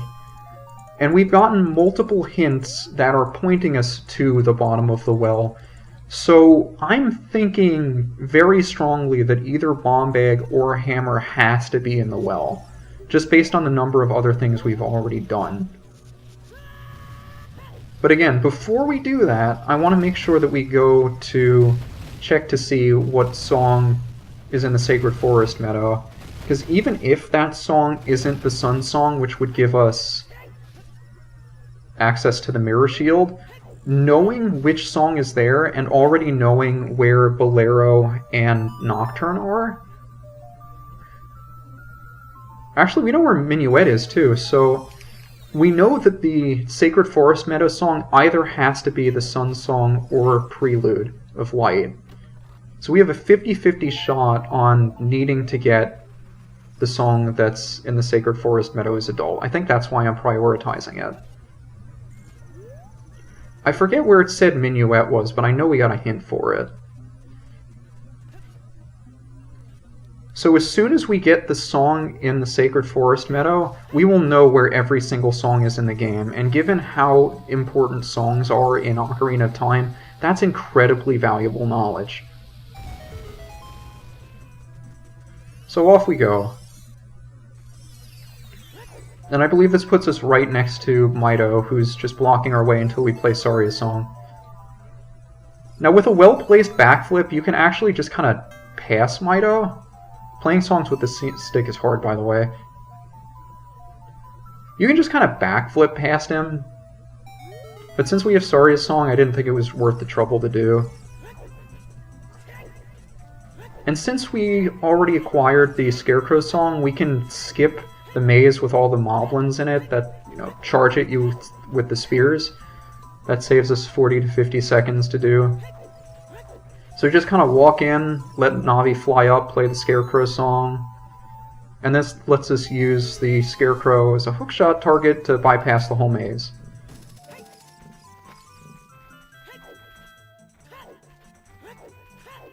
I don't believe at this point I actually go into the well, or I don't think I go into the Forest Temple. I could be wrong. Actually, no, because we got a hint that said Forest Temple doesn't have any useful items in it, I don't see the reason to go in yet, since we would need a bow in order to be able to clear it. And since we got Sun Song here, that means we now have all 6 non-warp songs, and can go to the Lake Hylia... No, not Lake Hylia. We can go to Zora's River's Child and do the frog minigame in order to get the Mirror Shield. I think before I do that, I recall a couple of like gold Skulltulas we can get, since we haven't had too much in the way of progress. I mean, we're definitely getting there, but I'm still not convinced that we won't need Din's Fire or the 50 bow. So I decide to get that gold Skulltula. I think I go gold Skulltula hunting in the Lost Woods for a bit, but I only remember like one in Kokiri Forest, and then I just wind up save warping back to the Temple of Time, going to Child, and then going to Well. But first, there are 2 grottos that only open up if you play Song of Storms that contain items. I think there's a third one, a third or fourth one that don't have items, that have something else. And I'm not sure exactly how you're supposed to know these 2 grottos are here. Maybe the vanilla Gossip Stone hints tell you. But there's one here, there's one in the rock circle on Death Mountain Trail outside the Goron City entrance. And I think now I just go looking for 1 or 2 more gold Skulltulas before I become Child again and do the well.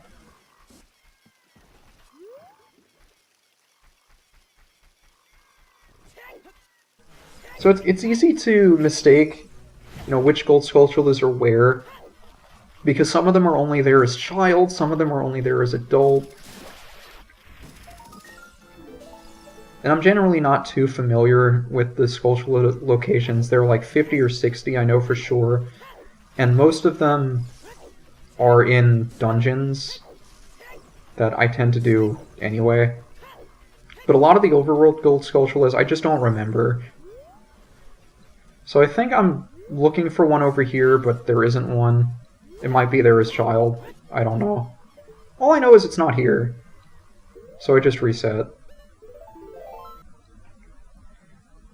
But like I was mentioning earlier, just based on what the seed has been pointing to so far, the fact that 3 of the progression items that we found that would normally be pointing to different places were all locked behind either Bomb Bag or Hammer, and we just used Shoes to bypass that requirement, I'm very confident that one of those 2 items is going to be in Well, and that will open up a lot more other things for us. So that's my main priority at this point. That doesn't mean I'm not going to do a couple of other things along the way, especially since we don't have many other warp songs to use.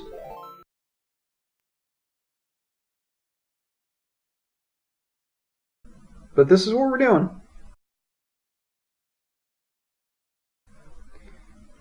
At this point, I think I either could have used... I could have played Serenade of Water, warped to the lake, and then gone through Zora's domain to the river.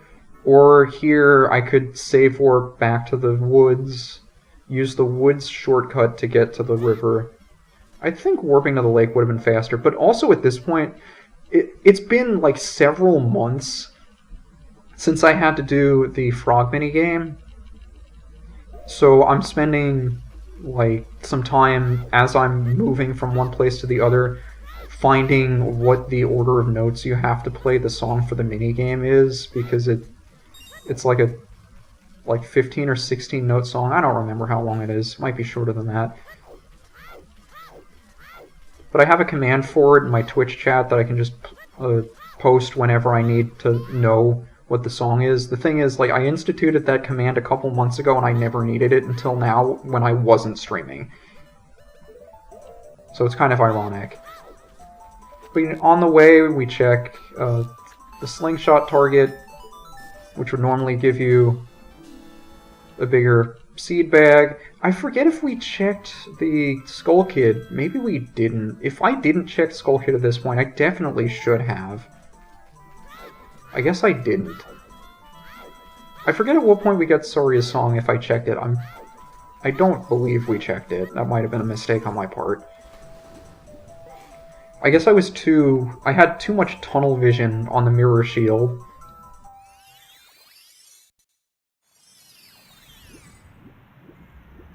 But the Zora's River frogs have 2 items that you can get.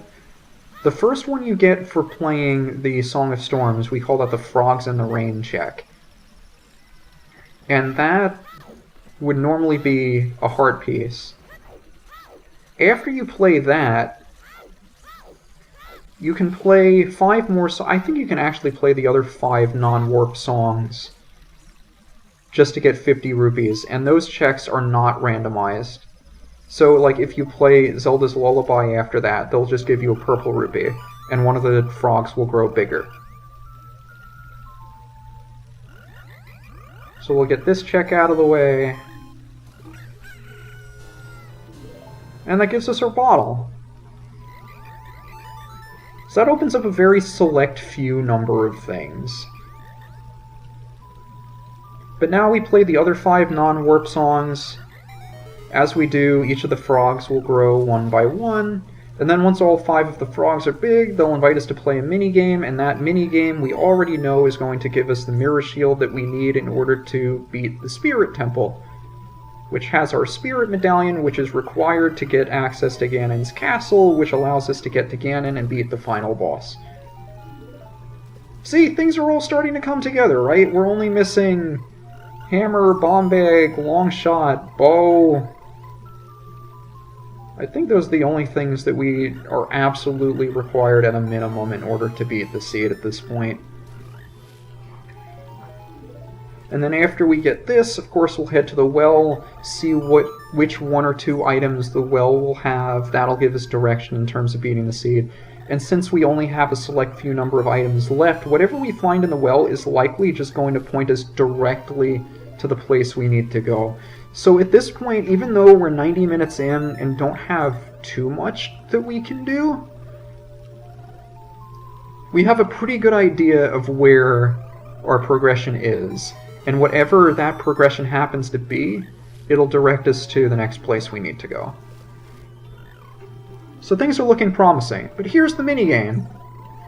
You have to press a certain sequence of buttons indicated by which frog the butterfly is over. You're given a very limited amount of time to get those button presses in, but it's always the same when you first play the minigame.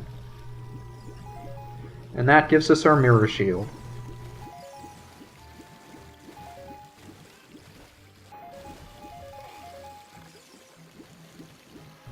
Now you would think that would mean Spirit, or all of Spirit, is beatable at this point, but depending on what or how items are distributed in the Spirit Temple, it might require us logically, or to have... Well, I think we absolutely need a bomb bag, logically, although we can use bomb shoes to bypass it. We would absolutely need the boomerang, although we can use either slingshot or bomb shoes to bypass that. And depending on how the keys are distributed in Spirit Temple, we might also be required by logic to have a fire source. And I will explain why that is a thing when we get there, but it's rather confusing. I guess one other thing I should say regarding how quickly I went to get the mirror shield as opposed to, say, doing this, which likely had progress earlier. It's very, very unusual to only have 2 warp songs out of 8 of the early ones. Because there are 2 songs that are locked behind the Forest Medallion. There's one in Ice Cavern, which requires Ruto's Letter, which we don't have. And I'm trying to think what the other thing... Oh yeah, we know whichever song is on the Ocarina of Time is Bolero. So all 4 of the warp songs that we don't have would likely be the most useful. The only 2 warp songs we have are to the 2 most remote locations in the game that don't really help us move around. And as a result of that, movement through the seed has been relatively slow. Not being able to fast travel from one place to another has made a lot of things take longer than they otherwise do, which has contributed to the length of the seed so far. And with one of those 2 warp songs that we got being Requiem, and the game essentially forcing all of the non-warp songs onto us early, makes me think that something of value should be in Spirit Temple. I don't believe this is something that I recognized when I was actually playing the seed, but looking back at it now and how everything's distributed, it kind of makes sense that it would be pointing to it there. So going through all those like invisible walls and such, it's worth noting in bottom of the well, you're technically able to do everything in here. If you know where all the traps are and all the invisible walls are, you can just avoid them without having to use the Lens of Truth. Otherwise, like the randomizer seed generator will never require you to know where those are without having the lens. It's kind of frustrating for a lot of the better players that they could be getting hints that tell them, oh hey, there's a really important item here that we expect you to need in order to win, and it turns out to be the lens, which they technically, could do all these checks without having. And there's a bit of debate over whether or not to, include the lens with those requirements, because they don't like being baited to getting the lens when they don't need the lens themselves. But at least according to the rules that we play by now, that's how the hints work. And since we got the Lens of Truth very early on, that really wasn't much of a factor. And based on the hints we did find, there are probably 2 items in here we need, and those look like the Iron Boots. So, if the game would allow us to just jump in and grave rob, we now have the ability to enter Water Temple, and do pretty much everything in Water Temple that doesn't require the long shot, which is pretty much everything in Water Temple.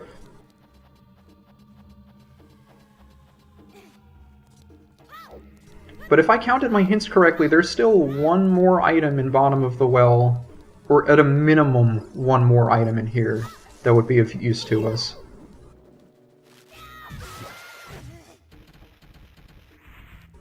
So we're going to be looking for that item until we find it. And unfortunately, the Iron Boots only open up a select few number of things. So again, based on my reasoning earlier, I'm pretty sure that either the hammer or the bomb bag is in here somewhere.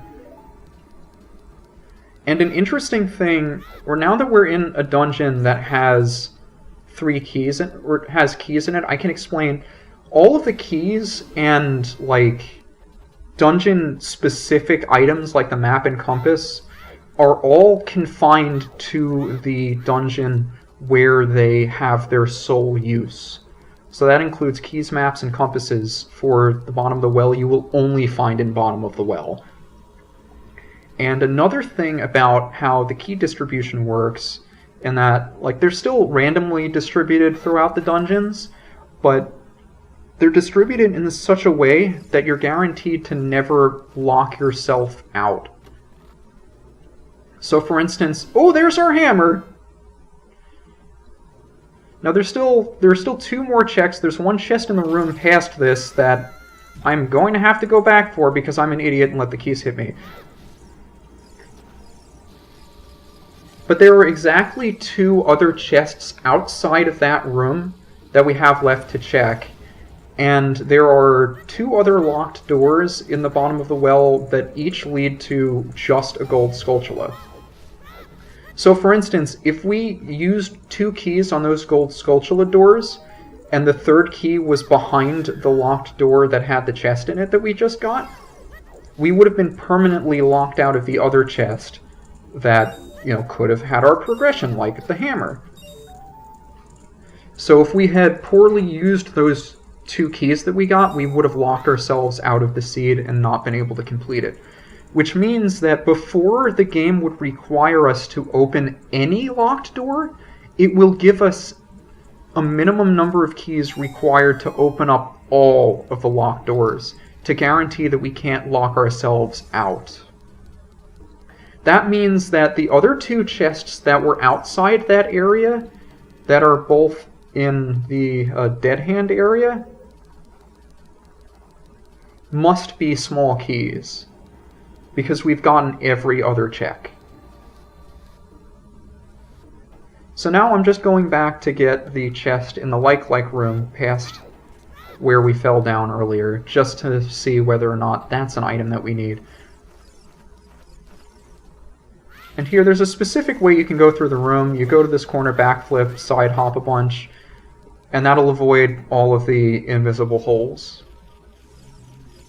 So we'll check to see what this is. It's the gold scale. It doesn't really help us too much. And from here, now that we have the hammer, the game would logically expect us to be able to get the 3 items that we got behind the bombable places. Namely, the hookshot, the silver gauntlets, and the slingshot that we got. The game now all expects us to be able to get. So I don't feel bad about going to the places that the game would require us to go. And now that we are able to actually complete most of these dungeons, it's time to finally start beating them. So Spirit Temple, generally the last dungeon that you do in the game, is split into 2. Half of it you're meant to do as child, and then the other half you're meant to do as adult.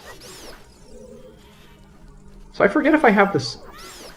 Do I just outright forget I have a slingshot? Maybe I forget I have the slingshot here. I don't know why. This guy's a bit annoying to kill. I think if you stun him, you can either... You have to either stun him to sword slash him? Like, you have to do a sufficient amount of damage to kill him, or you have to kill him from the back. I don't remember. I think I just outright forgot that I had the slingshot and decided not to kill them with it for some reason. But it certainly would have been a lot easier to use the slingshot. So in this room, you're normally expected to go all the way around, knock the bridge down, and then like collect the silver rupees on the other side to knock the bridge down, and then bring a lit stick from this side of the room to that side of the room after you've knocked down the bridge. Or you can just light the sticks using the torch from the main room. And here, if you're careful enough with your slingshot shot, you can actually get the switch from here. Again, issues with my stick. But we did it! So we can go across here. And getting the stick here is, or getting the key here is important, or at least it would be if we didn't have silver gauntlets. There are 2 chests in Spirit Temple that you absolutely 100% need to be child in order to get, and those are the 2 that are locked behind the crawl space we went through earlier.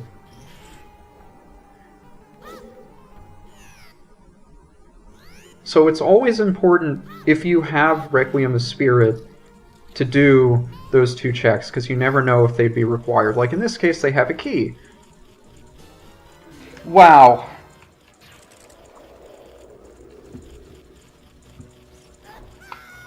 Wow. Well, that's a sigh of relief. Holy crap. A sigh of relief indeed. This is what I was alluding to back in the well, where I said it was kind of pointing to... Given the fact that the only one of 2 warp songs that we got early on was Requiem, it was sort of pointing to finding something of value in here, or at least on the child side, although I guess it wasn't as likely considering we had access to silver gauntlets, as it turns out, so we would have been able to do adult stuff, and given the fact that we have Epona, we could have gone to Spirit Temple that way. Just, you know, the normal way you'd be expected to do in Vanilla, where you cross Gerudo Valley, beat up the Gerudos, open up the gate, cross the desert, and then get to Spirit Temple that way. It's just really annoying to have to get back here if you do that, because you're not guaranteed to get Requiem on the Requiem check. But since we're here and we don't have a fire source as child, I want to do a number of the checks here as child rather than adult. Since we can light torches with our Deku sticks as child, whereas we have no means of lighting those torches as an adult, since we don't have fire arrows or Din's Fire, and I know that Din's Fire requires 40 Skulltulas. I did not know you could roll on top of that statue.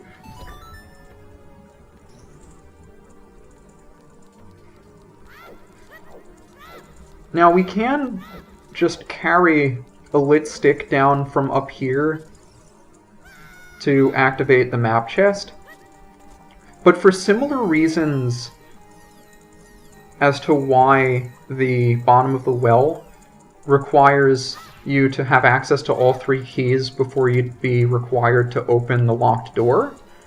That means Spirit... Just so we don't go too in-depth into key logic in Spirit, the short of it is, between the fact that you can come here as child and as adult, it's very easy to use your keys very stupidly. And the way the keys are laid out must be done in such a way that even if you use them as stupidly as possible, you don't lock yourself out. Meaning a lot of the chests that require multiple means of opening, or like you have multiple ways of opening those chests, would require you to have access to more than one means of opening those chests in order for the game to require you to get them. So case in point, if you're required to light torches in order to, get a required item in one of those chests, like the small key that we just got from the map chest, chances are you need multiple ways to open it in order to be required to get it, meaning that at this point, I believe the game would require us to have access to Din's Fire at this point. And if the game is requiring us to have access to Din's Fire at this point, that means the game expects us to have collected and turned in 40 gold Skulltula tokens at this point, which does not sound like a very inviting prospect. It's not something I feel like doing, and it's something I hope I'm not going to need to do, but it's something we need to keep in the back of our minds. Basically, if anything is in Shadow Temple, this is going to be trouble. But I'm hoping that there isn't, because we still don't have Nocturne, and Nocturne is on... where's Nocturne again? Do we even know where Nocturne is? I'm actually not sure now.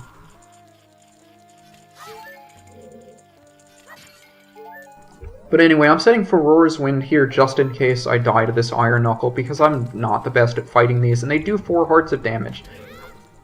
So again, Power Crouch Stab. We store the power of the Deku Stick Jump Slash, and now we just kind of lean against the Iron Knuckle's left knee. Stab it a bunch. And this gives us access to the Silver Gauntlets chest. So regardless of whether or not this has anything useful, I believe the next thing we do is go to the adult side of Spirit and clear it out. So warping to the lake, taking the owl to go to the Temple of Time, going adult, probably warping back to Spirit Temple, finishing off Spirit Temple. We can do Forest Temple now that we have the bow that we got in Child Spirit. And now that we have the hammer, we can also do all of Fire Temple. I mean, again, the game wouldn't require us to do all of Fire Temple, because 1 or 2 things require you to have the bomb bag logically. But since we have Bomb Shoes and Hammer, I don't really feel like it's necessary to preserve Bomb Shoes at this point. And then the only item that we would theoretically absolutely need to beat the game, according to the rules, is the long shot, wherever that happens to be. So at this point, we're basically just rushing dungeons. The bow was the one thing I was most scared about. Since we knew that there was a bow on 50 tokens, I was afraid that we would have to collect it. And given the fact that we now had a hook shot, that makes getting 50 Skulltulas a lot more manageable. And consequently, ups the chance of that being required. But like I mentioned before, with the way bows work, there are 3 bows. As long as we find one, that's the only one that we need. And we found one that wasn't on 50, so everything's looking up. But now at this point, after spending so long early on not knowing what to do or where to go, we now only technically need 1 more item in order to beat the game. There's only one thing that's preventing us from being able to clear every single dungeon, since we have a combination of Bomb Shoes and Hammer to get past all of the other bombable explosive requirements. So we have to finish off Spirit Temple, we can clear Forest Temple, we can clear Fire Temple, and we can pretty much clear Water Temple, we just can't reach the boss. So all of this depends on where the long shot is. But we'll cross that bridge when we come to it. The rest of what we're doing in here is going to be pretty straightforward. I think for the rest of the seed it's going to be pretty straightforward. If you've played the game before, you have a decent idea of how to beat these dungeons normally. I'll point out a couple of tricks that we can do. Like here, in the vanilla game, you'd normally have long shot, but you can reach it with a hook shot, just barely.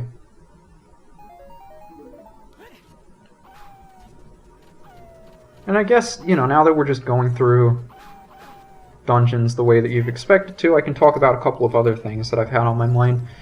Mainly, the reason why the Ocarina of Time randomizer has kind of caught my love as much as it has, I've always... this probably isn't much of a secret. Ocarina of Time is one of my favorite video games ever. It was the first Zelda game I played as a child.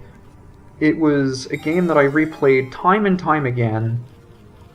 But it's always a game I never really enjoyed replaying, specifically because of how long the game takes. There are a lot of cutscenes, the text takes a long time to scroll. It's just a very long game overall. And as much as I enjoy like going through the dungeons, exploring around, solving puzzles, fighting enemies, stuff like that, the length of the game overall made it a bit of a turnoff, because it was difficult to, you know, beat the game in a single sitting.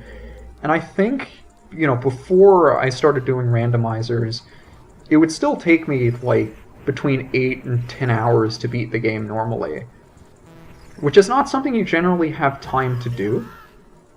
And, you know, with the game always being the same every time, there are no surprises. It's just go somewhere, do thing, go somewhere else, do other thing. Whereas with the randomizer, it's different every time, and it kind of scratches that itch of, you know, never knowing what's around the corner, always having a unique experience every time, but with it being something familiar, something that you enjoy doing, that even though it's a different experience every time, it's a different experience with a game that you know you enjoy, with vanilla gameplay that you enjoy. So it's kind of been a best of both worlds for me in that respect. And it's why I've been able to play it for months and months without really getting tired of it. It also scratches that bit of an engineer's itch, in that, you know, I always have a desire to do things as efficiently as possible, and I like solving puzzles. The randomizer kind of does a bit of both, in that, you know, it's a puzzle regarding what things can you do as you get what items, and efficiency in the respect that if you consider all of those things, like you know where all of the checks are, you know what items you have, you know what items are required to access which checks, it's just a matter of figuring out which ones are the most efficient ones to check. Which ones do you do first? Which ones do you leave until later? And since we don't have a fire source, I get to show off how to do this room normally. So normally in this room, you can pretty much just cheese it by using Din's Fire on the Anubis and killing all three of them. Fire's the only thing that kills them. Without a fire source, you have to move them around the room to get them to walk into that fire that shows up. And every time you see like a flash and hear one of them die, it's because they hit the fire. So if you know exactly where you need to walk in order to get the three of them to run into that fire, then you can just kind of do it. But you have to be over that pit in order for the third one to die, and obviously being over that pit makes it difficult to recover, but if you void out when the third one dies, the door will still open without you having to watch the cutscene, so that's what I normally do there. And there was our second bow. Both of the other bows that were not locked behind 50 Skulltulas were in Spirit Temple, and I'm so upset by this fact that it's taking me way too long to press this button. So yeah, the trick with this room is to trick the Ormos Knight into walking on the button for you, but I'm still like so upset that the other two bows were both here. And there's a second slingshot. Again, we don't need it, and, you know, the two invisible chests in here, the game wouldn't require you to get until you had the Lens of Truth and Magic, but because we do, it would require it anyway, so it doesn't matter. And one other thing I should mention, now that we're actually doing dungeons, is that the settings that we play on do not have the map and compass as collectible items in the dungeons. Rather, they allow you to start the dungeons having already collected the map and compass, and instead replace the map and compass in the item pool with junk items. I think specifically bloopies. The reason why we opted to remove maps and compasses from the item pools in the dungeons is to make it so that the dungeons count a bit more. In that there are some dungeons that have very few item checks, like the Water Temple in particular. If you put the map and compass in there, then there are only 2 chests total in all of Water Temple that would not have a key, map, or compass. So you'd basically never do it. Whereas if you turn maps and compasses off, so they're not collectible items, then all of a sudden every single dungeon that would otherwise have a map and compass now has 2 additional item checks. So it makes the dungeons more interesting and more valuable. But since we don't have the long shot, we have to do this wall the normal way. We're basically done with Spirit Temple at this point. There are only 2 more chests that we have to get, and we have to open up the way to the boss. One chest in here, which is the vanilla boss key, would normally require us to do a bunch of funny things, but we can instead do an even funnier thing to bypass that, where if we take a little bit of damage from the torch slug over there, and we're still in a damaged state, we can just kind of walk into the fire and open the chest. And there is the item for the adult trade quest. So I mentioned that, 90 minutes ago? Something like that. The item that you get to start the trading quest is randomized, and where you get that item is randomized. In the settings that we play on, we restrict it so that the item that you get for the trading quest is fairly late. I think the earliest one you can get is the prescription, and then from there it goes to the eyeball frog, the eye drops, and finally the claim check, which we got, which you would turn into Bigoron to get whatever check is on the Bigoron sword. So since we got the claim check, if we wanted to check Bigoron, we could just walk up to him, show him the claim check, and he'd give us the thing. But since we know that he doesn't have anything of value to us, we're not going to bother with it. It's just helpful that he gave us the claim check instead, so we don't have to do the other stuff. But here we're just moving around the mirrors so we can reposition the light over here, lower the platform, and that will open up the way to the boss. So it's this set of things that we absolutely needed the mirror shield for earlier, and we also couldn't have beaten the boss without the mirror shield anyway.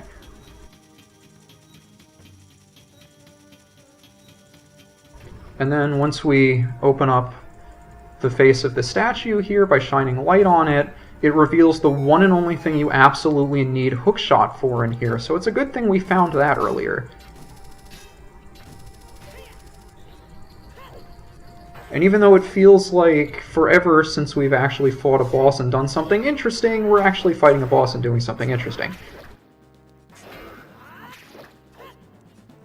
So like with the other Iron Knuckles, you are able to, get yourself into a position where the Iron Knuckle can't necessarily hit you if you get close enough to, I believe it's left leg?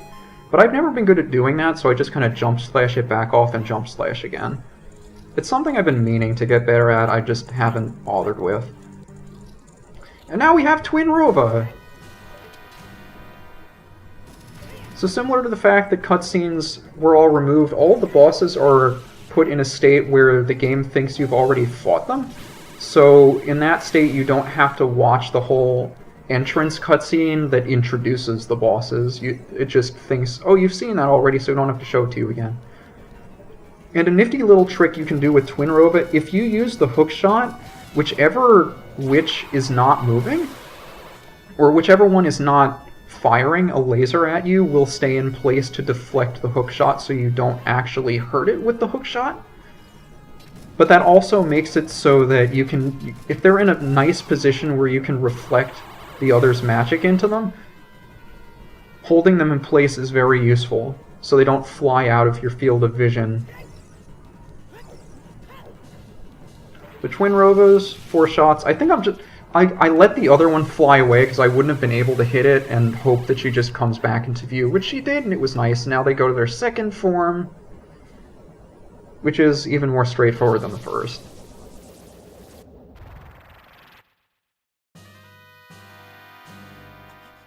So Phase 2, you're guaranteed to get 3 of the same element of magic. And you hope at this point that, with good enough timing, you've already seen power crouch stabs at work. If you use power crouch stabs on Twin Rova, it would only require 6 stabs to beat her. If your timing is very good, and this is the only one cycle I've never actually gotten, then you can get 6 hits on her before she gets up. Otherwise, you're not guaranteed to get 3 of the same element as you were on the first cycle, and this could take a lot longer to do. If you have the Big Goron Sword, though, it only takes 3 swipes, or 3 stabs. So getting a 1 cycle with that is much easier. But you'll notice a lot of the bosses, if you know what to do, they're very, very fast. Like Queen Goma, I wasn't able to 1 cycle, but it's generally not that hard to do. Dodongo is always a 2 cycle. There's basically no way to speed that up. Baronade, there are fast strats. We'll get to that if we wind up seeing Jabu Jabu. I hope we don't, but you might. Phantom Ganon's relatively quick. We'll see him later. Volvagia can actually be surprisingly fast, but I don't think we'll be able to take advantage of that without bombs. Again, we'll see that one later. We'll see Morpha later. We'll see Twin Rova later.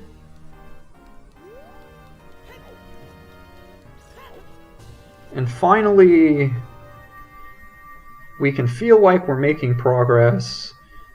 Get another medallion. I'm debating with myself at this point which dungeon I want to do next. I think I elect to do Fire because I know I can clear it, and unlike Forest, there's a chance that the long shot is there.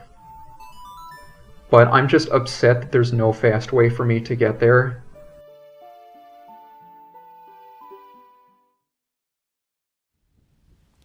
So instead of, going directly there, I think I elect to do a couple of other checks that are here, and then take Epona, do a few Hyrule Field checks before finally making my way back to Kakariko, up Death Mountain, and over to the Fire Temple. Because again, regardless of what else we do, we still need to find Longshot, and I know that the game's going to expect us to have Bomb Bag as well. It wouldn't hurt to have Bomb Bag even if it's not outright required.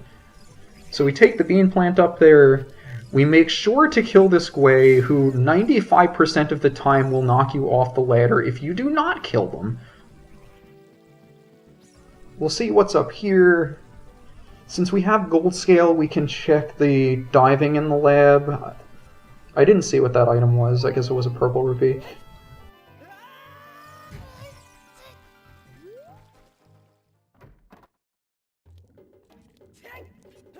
In hindsight, I think it probably would have been a better idea to just go straight to Forest Temple, Fire Temple, do all of the stuff I thought I could do, and then if for whatever reason, we didn't find what we needed in those places, then I would consider doing this on the way to Gerudo Valley, Gerudo Training Grounds in that area, if I didn't have Longshot by then.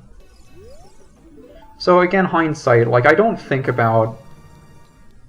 It's hard in the moment to know exactly what is the most efficient way to do things. And I always wind up regretting certain decisions that I make or don't make. But it's also hard while you're playing and trying to process all of this information in real time to think about it. And it's also easier, since I've already beaten this seed, and I'm doing my commentary in post, it's easy to say, oh hey, you should have done this, because I know where everything is. it's hard to put yourself back in that position and think, okay, if I didn't know what I know now, would I have done the same things? Would I have made the same decisions? And at this point, I'm not going to be going to Gerudo Valley yet. Again, there's still like 2 and 80% dungeons I can do at this point that are all medallions. And there's also the possibility that the game would expect me to have 40 Skulltulas for Din's Fire to check Shadow as well. Shadow has upwards of like 10 item checks in it. I think it's somewhere between 10 and 12. But over here is Tektite Grotto. Just take a look to see if something down there is useful, and it's not. I also kind of overlooked how we got the diving in the lab chest, or the diving in the lab check, where it would normally require you to use the gold scale to just dive all the way down. But if you have Iron Boots and Hookshot, you can just hookshot the crate when you have Iron Boots on, and then before the hookshot lands on the crate, you can take off the Iron Boots, and it would think that you just dove to get down there anyway. But I chose to do it with the Iron Boots so I could get the Skulltula. Again, still not 100% convinced that the game doesn't expect me to have Din's Fire. In fact, I'm pretty sure it does expect me to have Din's Fire, so I'm afraid that Shadow Temple could be where our hookshot is, or our second hookshot for the long shot. And since we have a bottle, and a bow, and a Epona, it's time to start collecting big Poes. But thankfully in the randomizer, we play by rules that reduce the number of big Poes you need from 10 to 1. So you just free up a bottle, kill one big Poe, take it back to the guy, and he'll just give you the item check, as opposed to needing 10 big Poes in order to get your bottle check. Here we only need 1.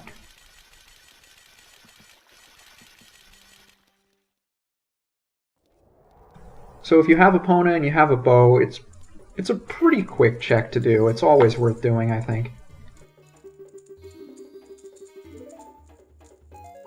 But unfortunately it didn't pay off this time. Well, poor choice of words. It paid off, but we had no room for the money. And now we're gonna go all the way up to fire. So again, this whole sequence of the last hour, and probably the next hour, is going to be bogged down by having to walk from place to place because of the way the seed was structured and how the songs were given to us. We basically have no useful warp songs in terms of traversing the most populated areas in the game. I think at this point, am I doing the archery? Why am I doing the adult archery game? I mean, this is just a one-off check, sure, but I mean, considering we have most of what we need to clear the medallion dungeons, it's usually the rule of thumb. If you have something you need to do most, if not all, of your medallion dungeons, you do those immediately, because there's always a chance that the items that you need are there along the way. And in this case, doing Fire Temple will unlock, at a minimum, the Prelude check in Temple of Time. So that would give us another song, guaranteed to be a warp song, so it would help us, move around and do things. I'm not really sure why I'm doing things in the order I am, but it made sense to me at the time. It's one trap that a lot of newer players fall into, and it's one that I fall into quite a bit, looking back at whenever I play a seed, is that I like to do things when I see them because I'm afraid I'll forget to do them later. When a lot of the time it turns out to be more efficient if you save doing all of your one-off checks for later and just focus on the big places first. Or you make sure that you don't leave yourself any of those one-off checks left, and you save doing areas until you have what you need to clear them, so you never have to go back. There have been a number of times where I get 9 out of 10 item checks in a location, and I'm afraid to go back to check the 10th because it's out of my way relative to all the other things I want to do. And it turns out that 10th thing has the thing I absolutely need. That's the worst feeling.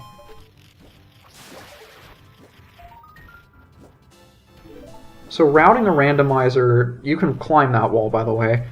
It's all about a balance of efficiency. What can you do versus what should you do?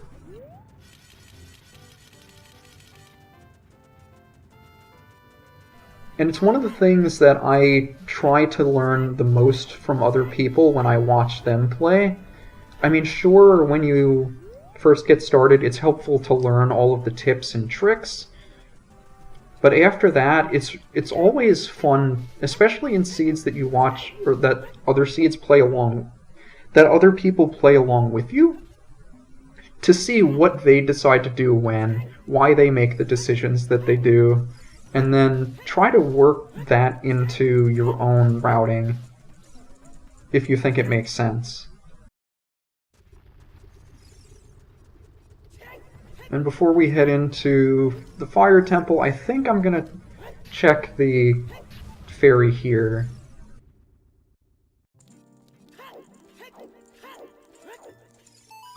I guess part of the reason I'm doing all these one-off checks is because I don't have the warp songs that would make it easy to get to them later, so just in case they happen to have the thing I need. But even then, I don't think that really justifies, all the time I'm spending doing these one-off checks. But it's easy for me to say because I know where the long shot is. And one other thing I haven't brought attention to because we haven't necessarily needed to use them for much is fast boot swapping. So one of the things they added in the most recent release of the randomizer is the ability to use the D-pad to quick swap items that you use fairly often in the game.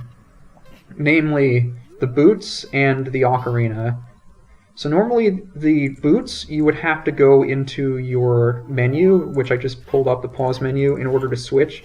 It would take a few seconds to do every single time. And there are many places where having different boots on is useful, namely in here. Like, you could still make these jumps with the normal Kokiri boots as opposed to the hover boots, but it's easier to do them with the hover boots.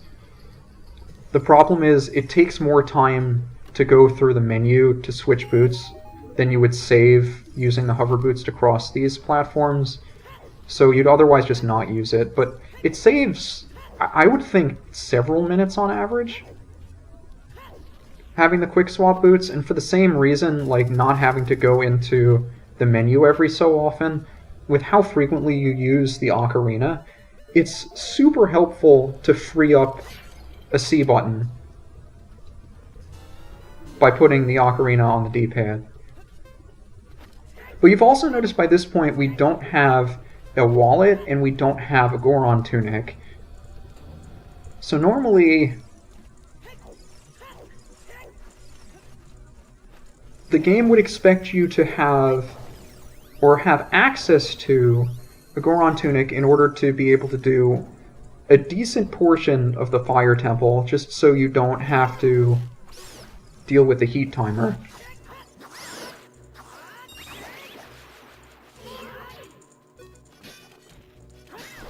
And we do know where a wallet is. We were told that if we check one grave in the graveyard and place Sun Song in it, that will give us a wallet. And then if we collect 200 rupees, we'd be able to buy a Goron tunic from Goron City. But all of that would take a long time. So instead, I just chose to get a ferry from the room with the boss door so that we would be guaranteed to survive a game over by the heat timer, and that if we die according to the heat timer and get revived by the ferry, the heat timer resets. So this is mainly a concern for Volvagia. Even though there's a fast way to beat her if you have a bomb bag, or even if you have bomb shoes. I don't want to waste the bomb shoes that I have, because I obviously don't have a bomb bag yet. So I'm worried that I won't be able to kill Volvagia before my heat timer kills me. And I got the fairy specifically to avoid that. Also worth noting is that they removed the small key lock that was on the door behind the hammerable pillar that we crossed down here. And that's to open up a couple of extra options for, doing Fire Temple depending on what items you get. Otherwise, you'd pretty much have to, or I think 100% of the time, the chest outside of Volvagia's door would be a small key, because you would need it to go in one door or the other. And I think they removed that lock door, or they removed the lock on the door so you have more freedom in terms of how to go through the Fire Temple.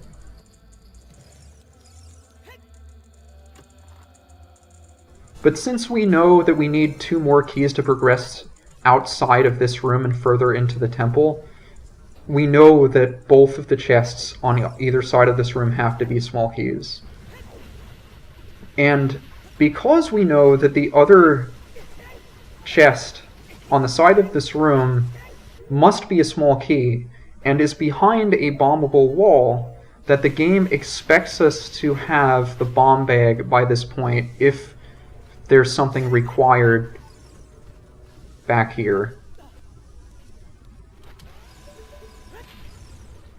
So again, you have to be quick with the chew nut in order to get it to explode near the wall. So the game would not expect us to have bombs for this or anything later in Fire Temple. Or, no, the game expects us to have bombs for this and everything else in Fire Temple. So chances are there will not be a bomb bag back here. There might be a bomb bag back here, but it would not be the first bomb bag the game would expect us to find. And this is where, logic can start to get a bit confusing. But right now, the only thing we're concerned about is finding the long shot. Beating these dungeons and finding the long shot. Those are the 2 things we're doing. All we care about at this point. We have everything else we need.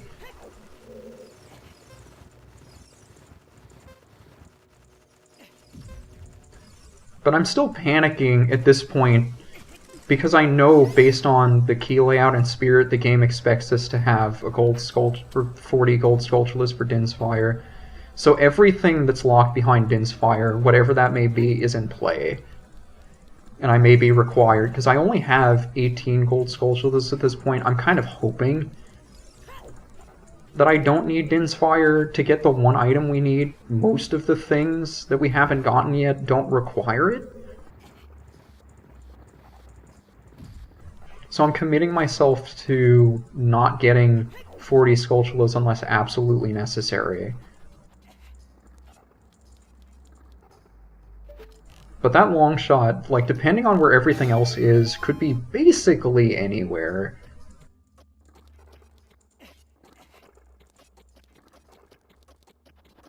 Most of Fire Temple, though, is pretty straightforward. I mean, if we had bombs, there were a couple of interesting tricks we could do. I want to hold off on explaining those in case we actually do get the bomb bag and get to show them off.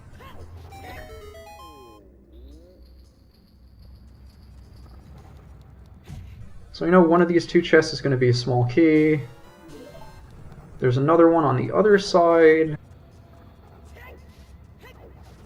And Fire Temple and Water Temple are both interesting structurally in that you saw at the very beginning of the temple, the first room we went into had the boss door, and was locked by the boss key.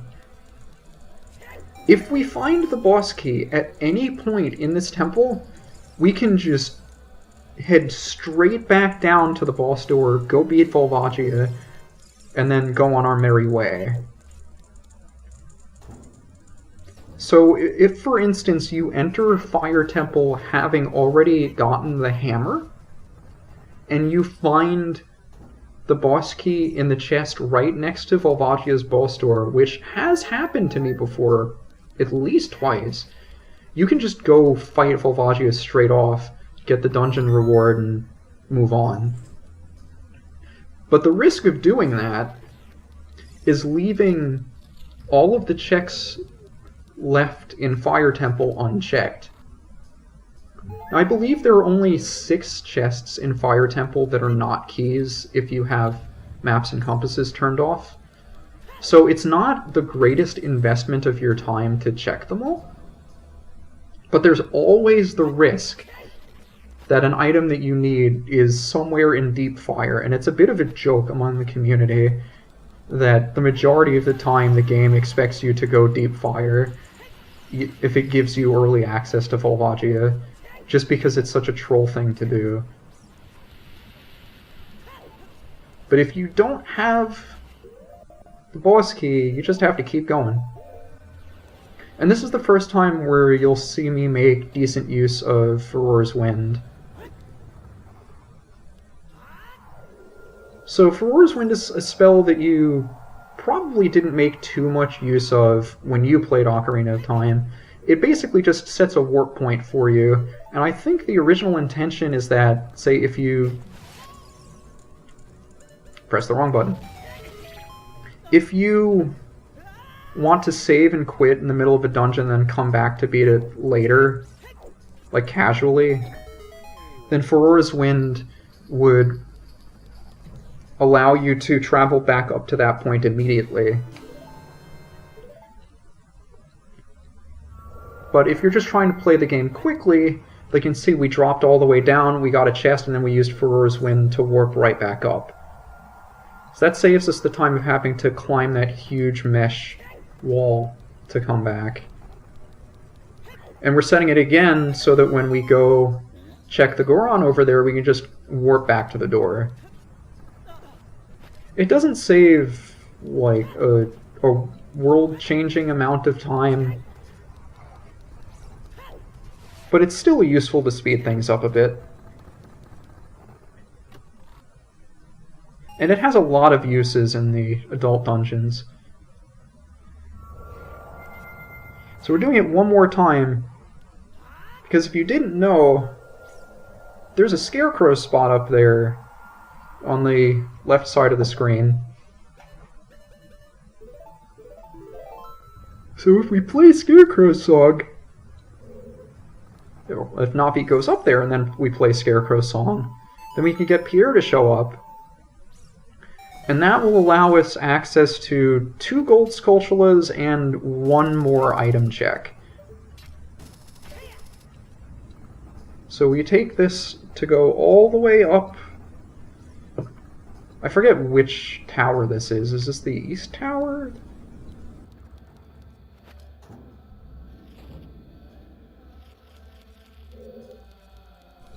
But either way, this leads us to 1 more item check that we can get. And again, since we're still looking for the boss key, it's possible it's up here too. But getting 2 more gold Skulltula tokens, I'm absolutely not turning down, because we still don't know whether or not we need to inspire. And this is another one of those runs where having a loose control stick makes this a lot more sketchy than it otherwise would be. Basically, you hit this switch, it lowers the flames around the chest over there, and you have a very limited amount of time to run over to get it. Some people like to hookshot the target over there. I like to just run around the side. I think they're about the same amount of time. It's just a matter of which one you prefer to do. We'll check whatever's in here. It's a small key. Probably needed that. And then we can warp right back to the door as opposed to going all the way down.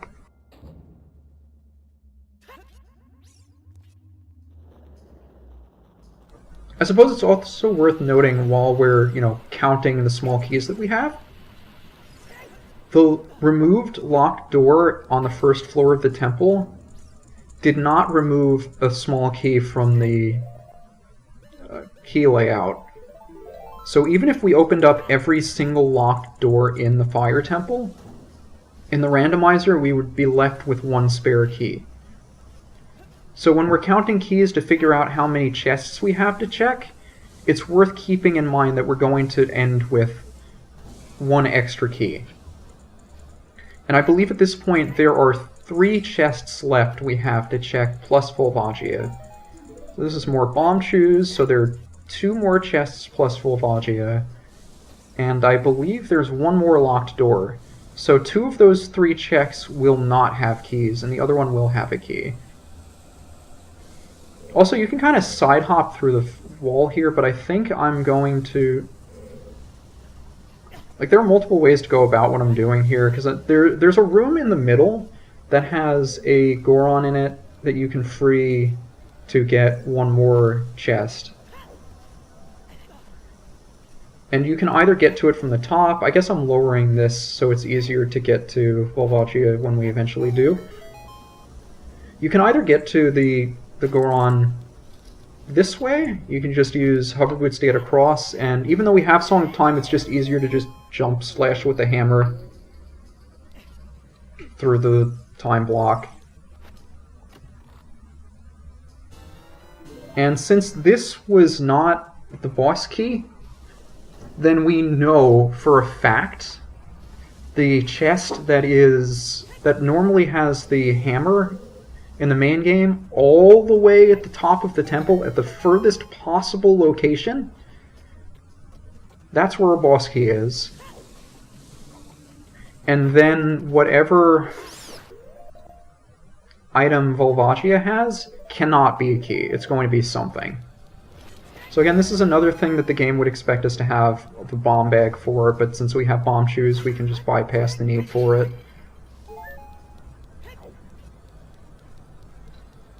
And now we just have to fight another Flare Dancer, get up to the top of the tower, get our boss key off of the hammer chest, and then go fight Volvagia. But one fancy thing, or actually a couple fancy things about the Flare Dancers now that we're here. One, I would always just grab it with the hookshot, but you can actually stun it with the hammer's shockwave. And you can also crouch stab with the hammer, and crouch stabbing will allow you to keep the properties of the hammer. So for instance, if there's a hammer rock, you can crouch stab after using the hammer, and it would think that your crouch stab was still the hammer. So you can basically just stab the hammer rocks with the sword and break them faster that way. Also with the Flare Dancer, for whatever silly reason, it's like the one and only enemy that takes less damage from the Bigoron sword than the Master Sword.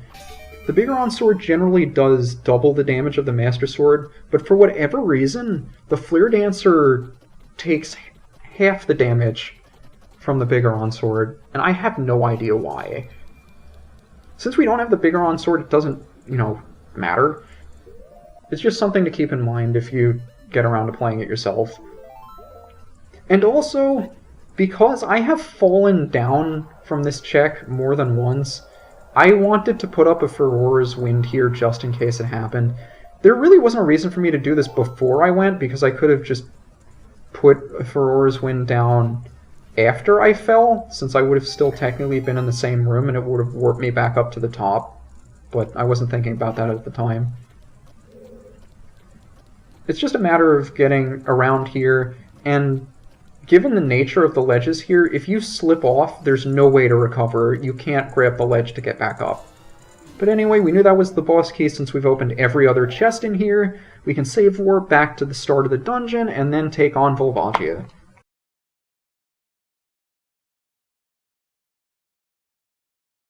So just with save warping, you're probably already familiar with it if you've played the game before. If you save and quit while you're inside a dungeon, then when you restart the game, you'll wind up at the start of the dungeon.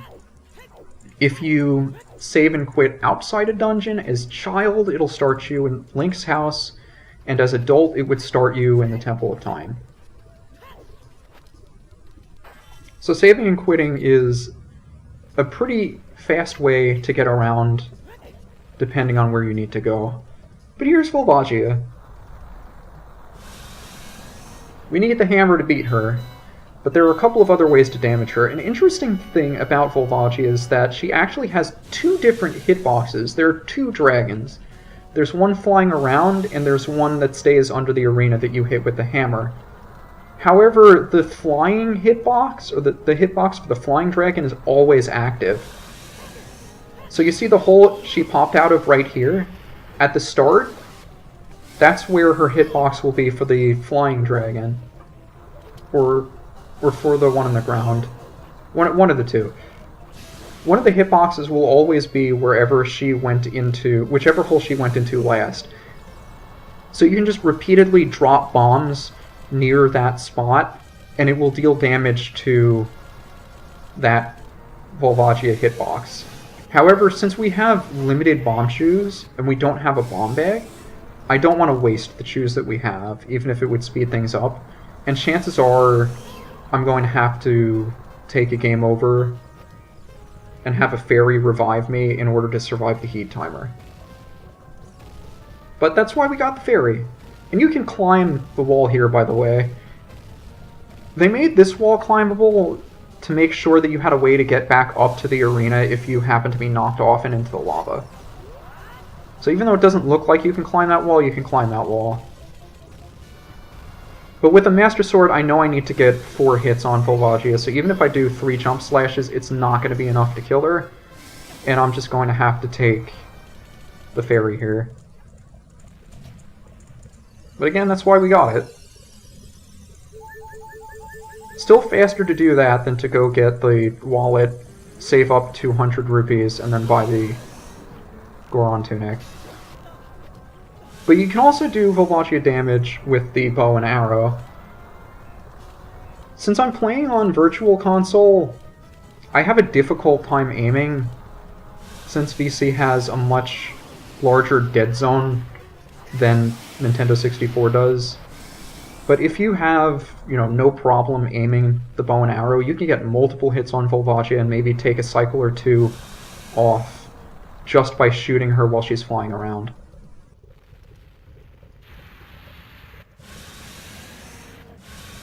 But at this point, I forget if I go get the song that's on the prelude, because I know this is going to be the forest medallion when I beat it. See what item this is. Not useful. So it's a matter of, do I go into water knowing that I can't clear it, or do I go beat forest knowing that there are no valuable item checks in forest? I forget if I checked the prelude song first. We'll find out momentarily. No, I think I stay here because I know I don't have any warp song to get back here fast, and I can just get to Forest Temple via the shortcut in Goron City. So we'll go beeline Forest Temple, and then if we don't find what we need there, namely the long shot, then I suppose we go check Water Temple, because there's always a chance it's there, and then, figure out what we want to do after that.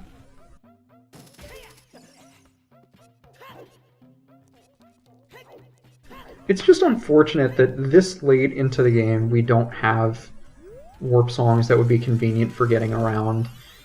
Like, we would have saved so much time if we had the Prelude of Light, which would let us warp to the Temple of Time. Nocturne of Shadow, which would have let us warp to Kakariko Village. Bolero of Fire would have let us warp to the Fire Temple we just beat.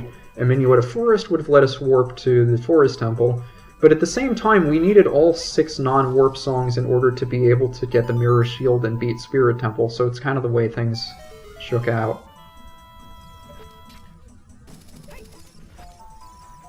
And the unfortunate thing about Forest Temple being a medallion dungeon and still a foolish choice is that the way Forest Temple is constructed, it's very, very linear in its structure.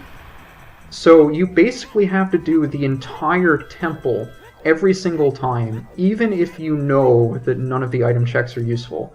Whereas other temples, like the Fire Temple and the Water Temple, if you get a boss key early and you have the items that you need already, You can just go straight to the boss and leave after you beat them. Forest Temple is not like that. Shadow Temple is also another one like that, which is, again, another reason why I hope I really don't have to do it. But there are a couple of gold Skulltulas along the way that don't take too much time to get. So depending on, how desperate we are for Skulltulas later on, I kind of felt like getting a few of the easy ones out of the way here. I'm always really afraid of the worst case scenario. But as you can see, there's our second magic upgrade.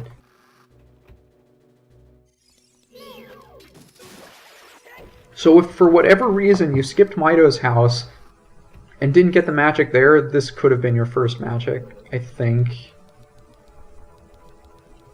Could it? Let's think about this together. Because we needed the hookshot to get this. The hookshot was behind the hammer. The hammer was in the bottom of the well, and I'm pretty sure one of the keys in bottom of the well required the use of the lens and magic logically, so I think this had to be the second magic upgrade in logic. Okay, never mind. See, logic can be confusing. One thing that's not confusing, Stalfos. Who said Stalfos were difficult?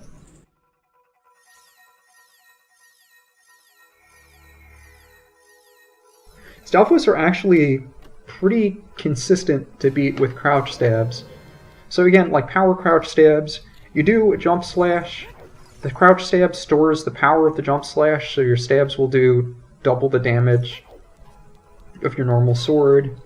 And if you get the hints in with a certain timing on the Stalfos, you're pretty much guaranteed to be able to hit them. Or if they try to jump slash you, if you time your stab, you'll be able to hit them before they, come down and hit you. And I made sure to use the bow and arrow to kill the Octorok because the mirror shield actually breaks the projectile. You can't reflect it back.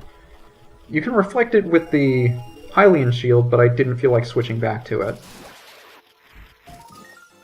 Anyway, Forest Temple is just a matter of finding 5 small keys, the boss key, and defeating the 4 Poes. But a little trick you can do here to bypass having to go through the time block on the other side is with a relatively precise positioning, like in terms of where you're standing and where you aim the hookshot, you can actually get up to the well switch from this side of the room, as opposed to having to go around, and then we kind of go backwards from the way the game would expect us to go. It makes things go a little bit faster. Forest Temple is also really interesting in the randomizer, or just even in general, because when you learn the strategies to go through here quick, you realize just how useful Deku nuts are.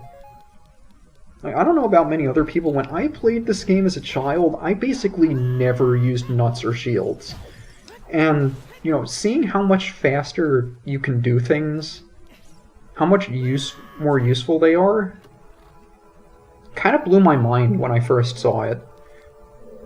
I was considering getting the hearts there, but I saw how far away they were and thought better of it.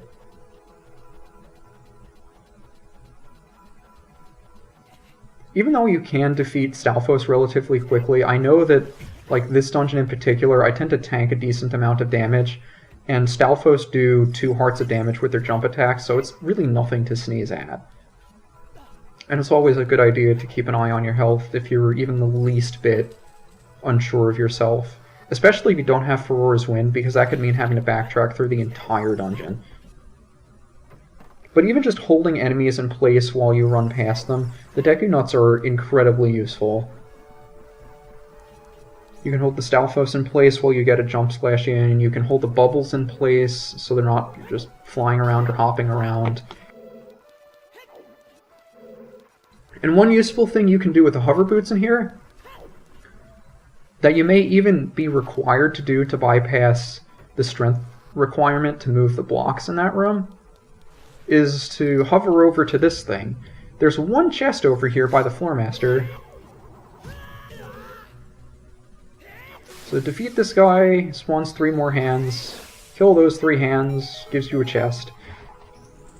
I think I've seen exactly 1 seed where you're required to make that jump with the hover boots, and it's one of the few things that the randomizer logic will expect you to know that you probably wouldn't think about in the vanilla game because it's impossible to have hover boots for the forest, fire, or water temples, normally. Oh, I think... am I going to get the Skulltula here? I think I'm going to get the Skulltula here. This is a Skulltula I basically never get, because it takes too long to get to. And it shows that I've never done this before because I think that these 2 platforms are the same height, and they're not the same height. So I tried to hover over to it, but you can't grab that ledge. And I just kind of fell down. It didn't waste too much time, and it's useful to know in the future. But it still did upset me a bit. And while we're going through here, there are a couple of other like little optimizations or quality of life improvements that I want to talk about related to the randomizer that you've probably already seen. But one of them is going to be very apparent in this room in particular. Since here you have, a block pushing puzzle, and they thankfully sped up the speed at which you push blocks. So now you push them 4 times as fast, which makes this room a lot less annoying. I mean, you still have to do it, and it still requires the Goron bracelet to push, but it's a lot faster. And this is one of those rooms where you really appreciate the faster block pushing speed. I've also mentioned, removing all of the cutscenes, or most of the cutscenes, fast text. Another thing is that every chest that you open, whether it's big or small, always gives you, like, the kick the chest open cutscene, as opposed to the one that takes several seconds where you open up the big chest and it goes that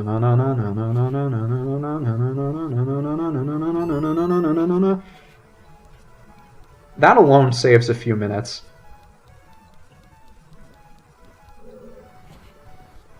Although it does take away a bit of the magic of it, because you always feel so good when you open that chest, even if it has just a 5 rupee in it. But we're approaching at the point where the Forest Temple would absolutely require us to have a bow to proceed.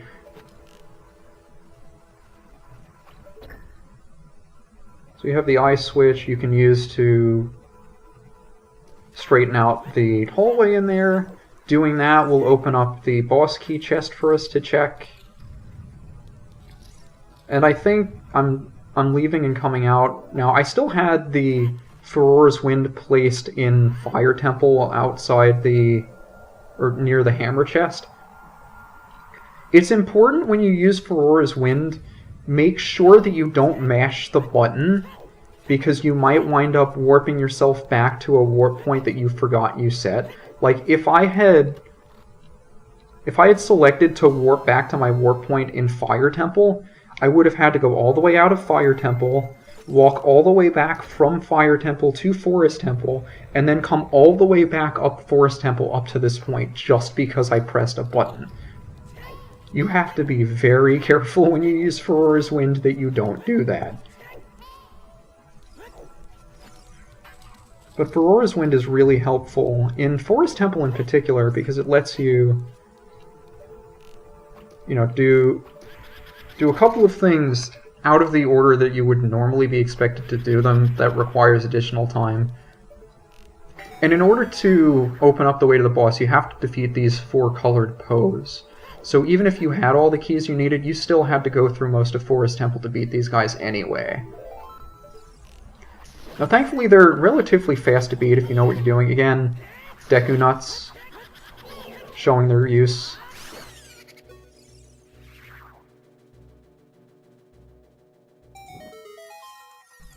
And I believe we need 2 small keys to advance from this point, so we know this. Of this, the Stalfos chest and the Blue Po chest, 2 of those 3 had to be keys. So here's another mini-boss fight, the Stalfos. Even though the Stalfos can walk on the non-existent floor in the middle of the room there is no floor there. If you walk down there, you just fall. And that room is where you fought the first pair of Stalfos, so you'd have to walk all the way back up.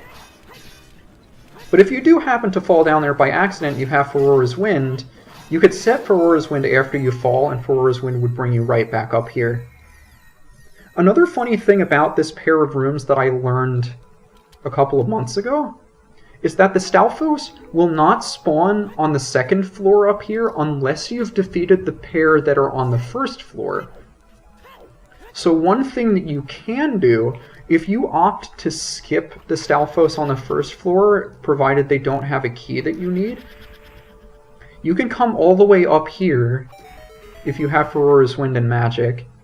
You could jump down, fight the first pair of Stalfos, open up that chest, set Faurora's Wind, which would go back up to the entrance on the second floor, use it to warp back up to the second floor, and then fight the second set of Stalfos up there. I think the glitchless route does something like that. But it's usually, for me, not worth the risk, because that chest could always have a small key you need to get to that point anyway. But I believe that's all we need for the small keys in Forest Temple, and everything after this is an item check. Worth noting, though, is that we know that Forest Temple is a foolish choice to plunder, so there are no items in here that would open up any checks for us elsewhere. Which basically means it doesn't have an item that we need. So whatever is left in here is probably not going to be useful.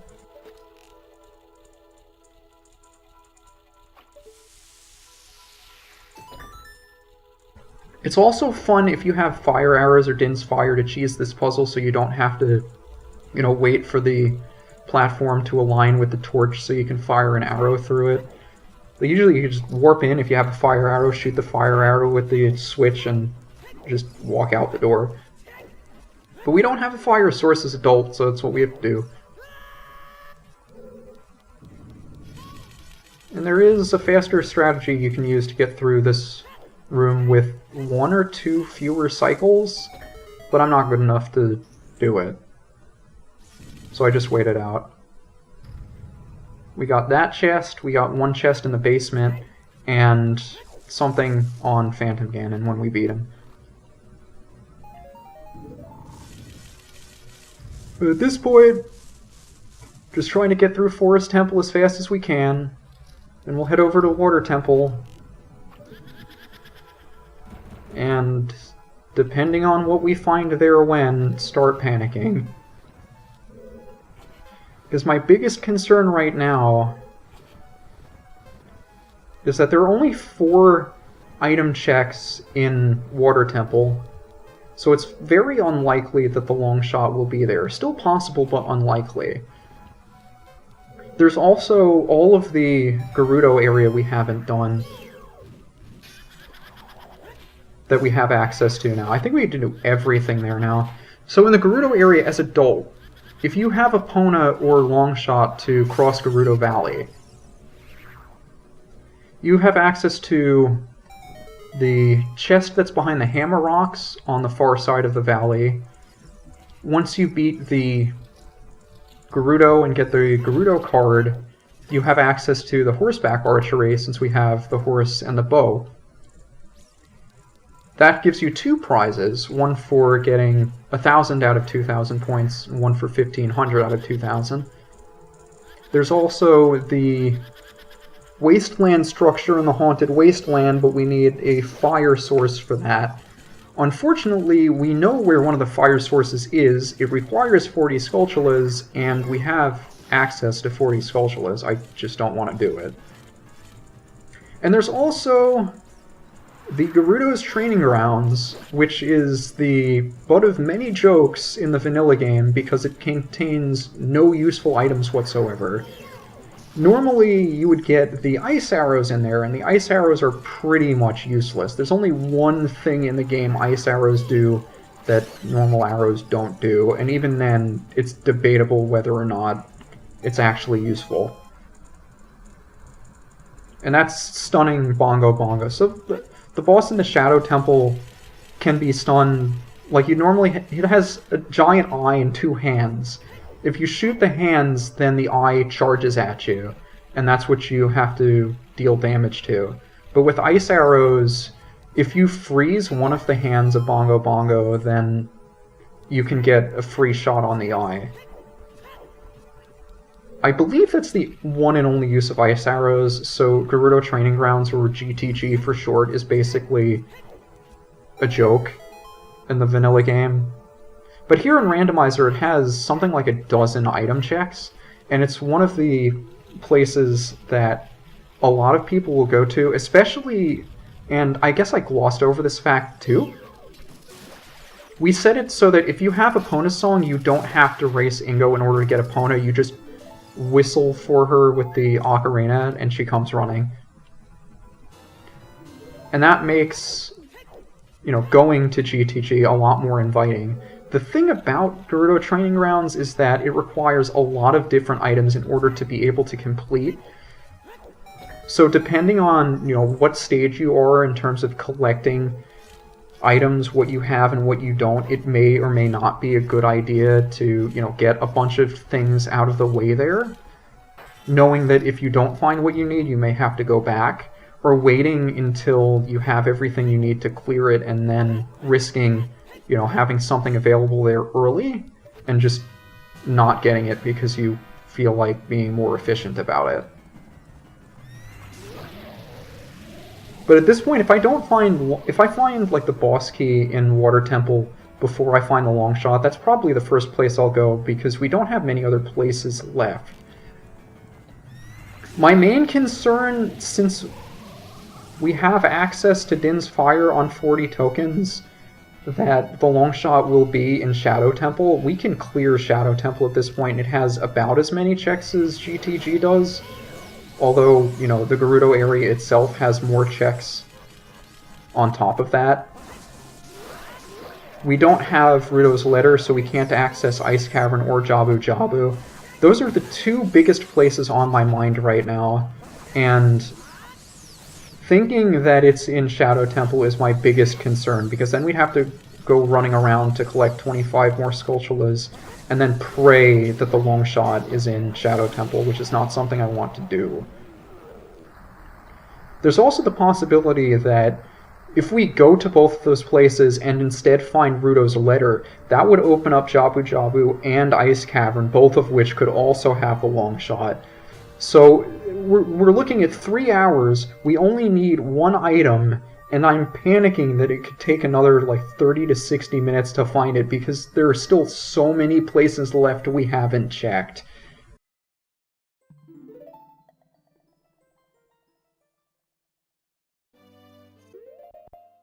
One thing we did unlock, though, by beating Forest Temple, since we have the Spirit Medallion and the Shadow Medallion, this actually unlocks the light arrow check in the Temple of Time that you would get from talking to Zelda. Surprisingly, you only need the Spirit and Shadow Medallions to do that, so we save Warp there, and she gives us a heart container. So nuts to that, I guess.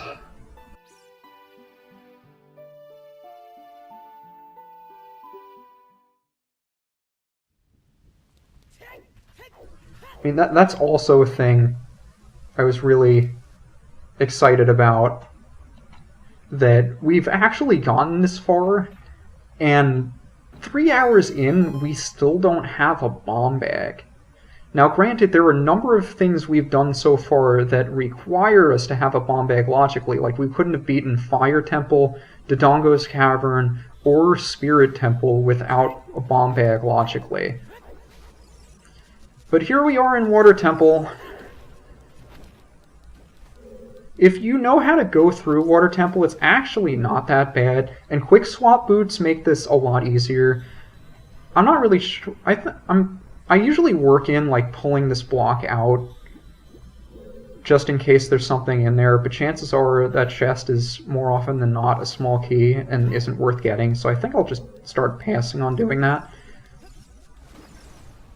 Right now, I mean, in addition to hoping I find the long shot, I'm also kind of hoping I find the boss key. Because if we find the boss key early, then I would think to, like, dip out and check somewhere else first. But there's also the chance that, you know, even though the rules that we generally race by don't allow it, there is a way you can cheat to get to Morpha without the long shot. And because I'm so worried about where the long shot could potentially be and how much longer this seed could be, I'm pondering whether or not to do that cheaty way, just for the sake of entertainment, so you're not sitting here for another hour. And lo and behold, there's the boss key. So I say, you know what? Screw it. The long shot could be literally anywhere else. We likely have everything else open to us.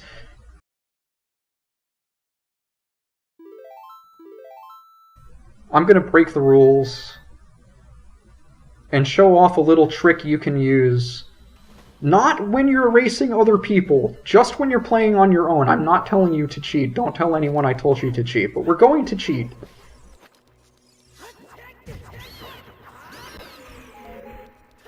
You've seen by now that the hammer gives you a massive amount of recoil.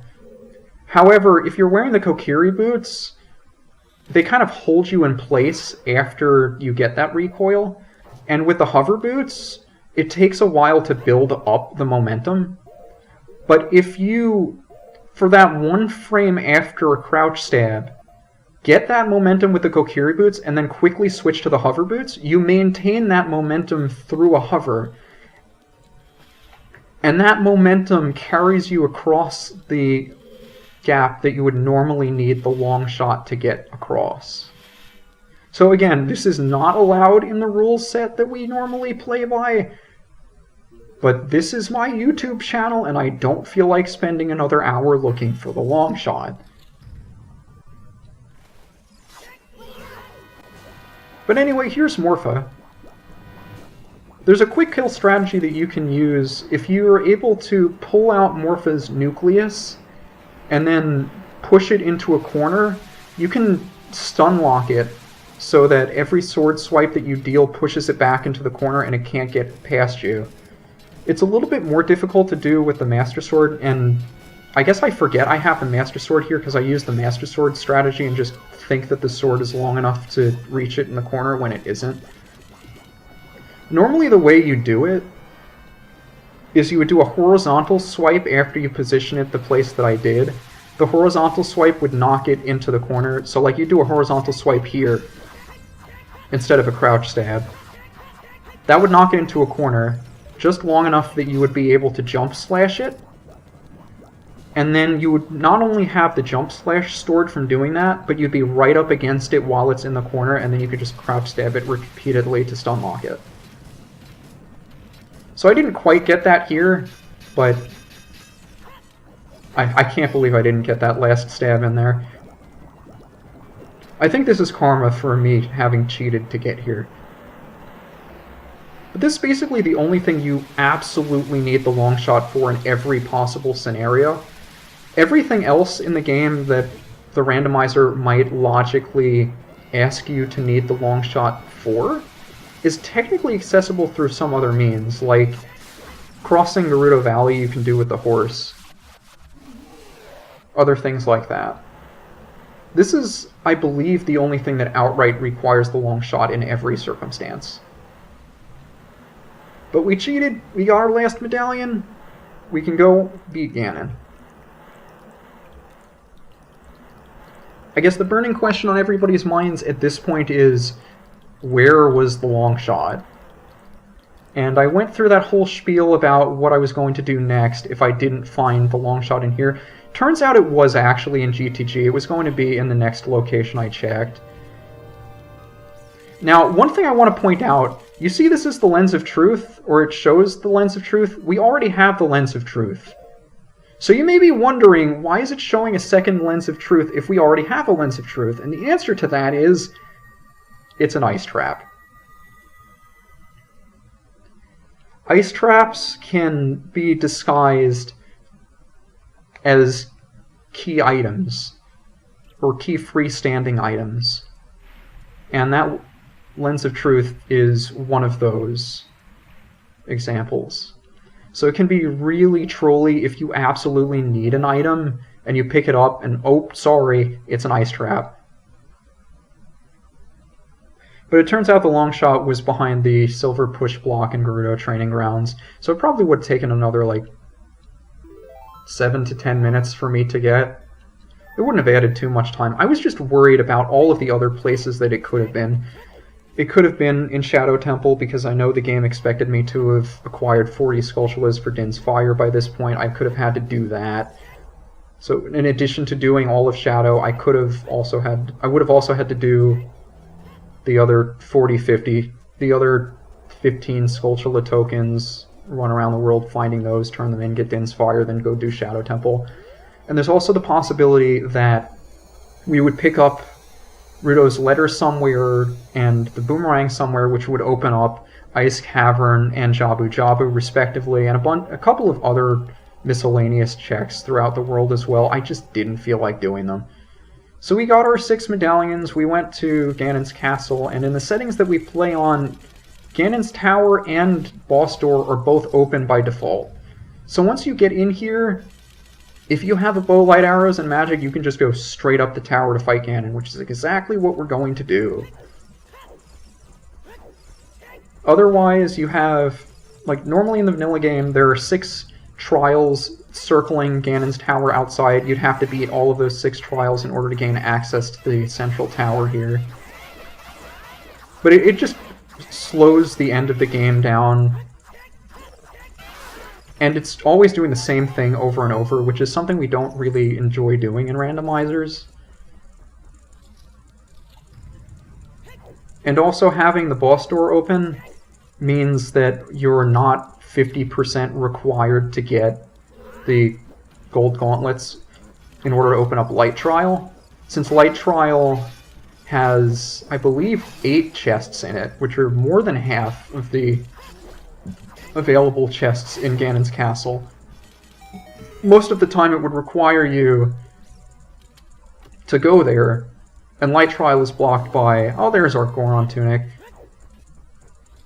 Light Trial is blocked by gold gauntlets. So for instance, if we got here and we were required to get a boss key in Light Trial, we would have to go outside and find our 3rd strength upgrade to get gold gauntlets. So again, I'm not good at fighting these guys, so I'm going to do it nice and slow. But it's worth noting that when you go up to Ganondorf, he does heal you completely before the fight. So even if you take a little bit of damage here, it'll be healed off up there and you don't need to worry about it. One other thing of note is that if you get to this point and you don't have light arrows, Ganondorf will tell you where the light arrows are. So you could come here just to get the hint, save before you walk into Ganon, have him tell you where the light arrows are, and then if you know where the light arrows are, you can just go there directly, get the light arrows, and come back. But since we have light arrows already, we don't need to worry about that. I believe this is something that Link to the Past did first, where if you go to fight Ganon at the end of the game, he'll tell you where the silver arrows are. But the thing about Link to the Past is that there's a way to beat Ganon without the silver arrows, so it doesn't really come into play most of the time. But in Ocarina of Time, you were 100% required to use the ice arrow, or to use the light arrows in order to beat Ganondorf. So you can see he'll tell us that the light arrows are on Death Mountain Trail, which is where we found them above Dodongo's cavern. And now you get to see how to beat Ganondorf in 60 seconds or less, or I'm giving you your money back.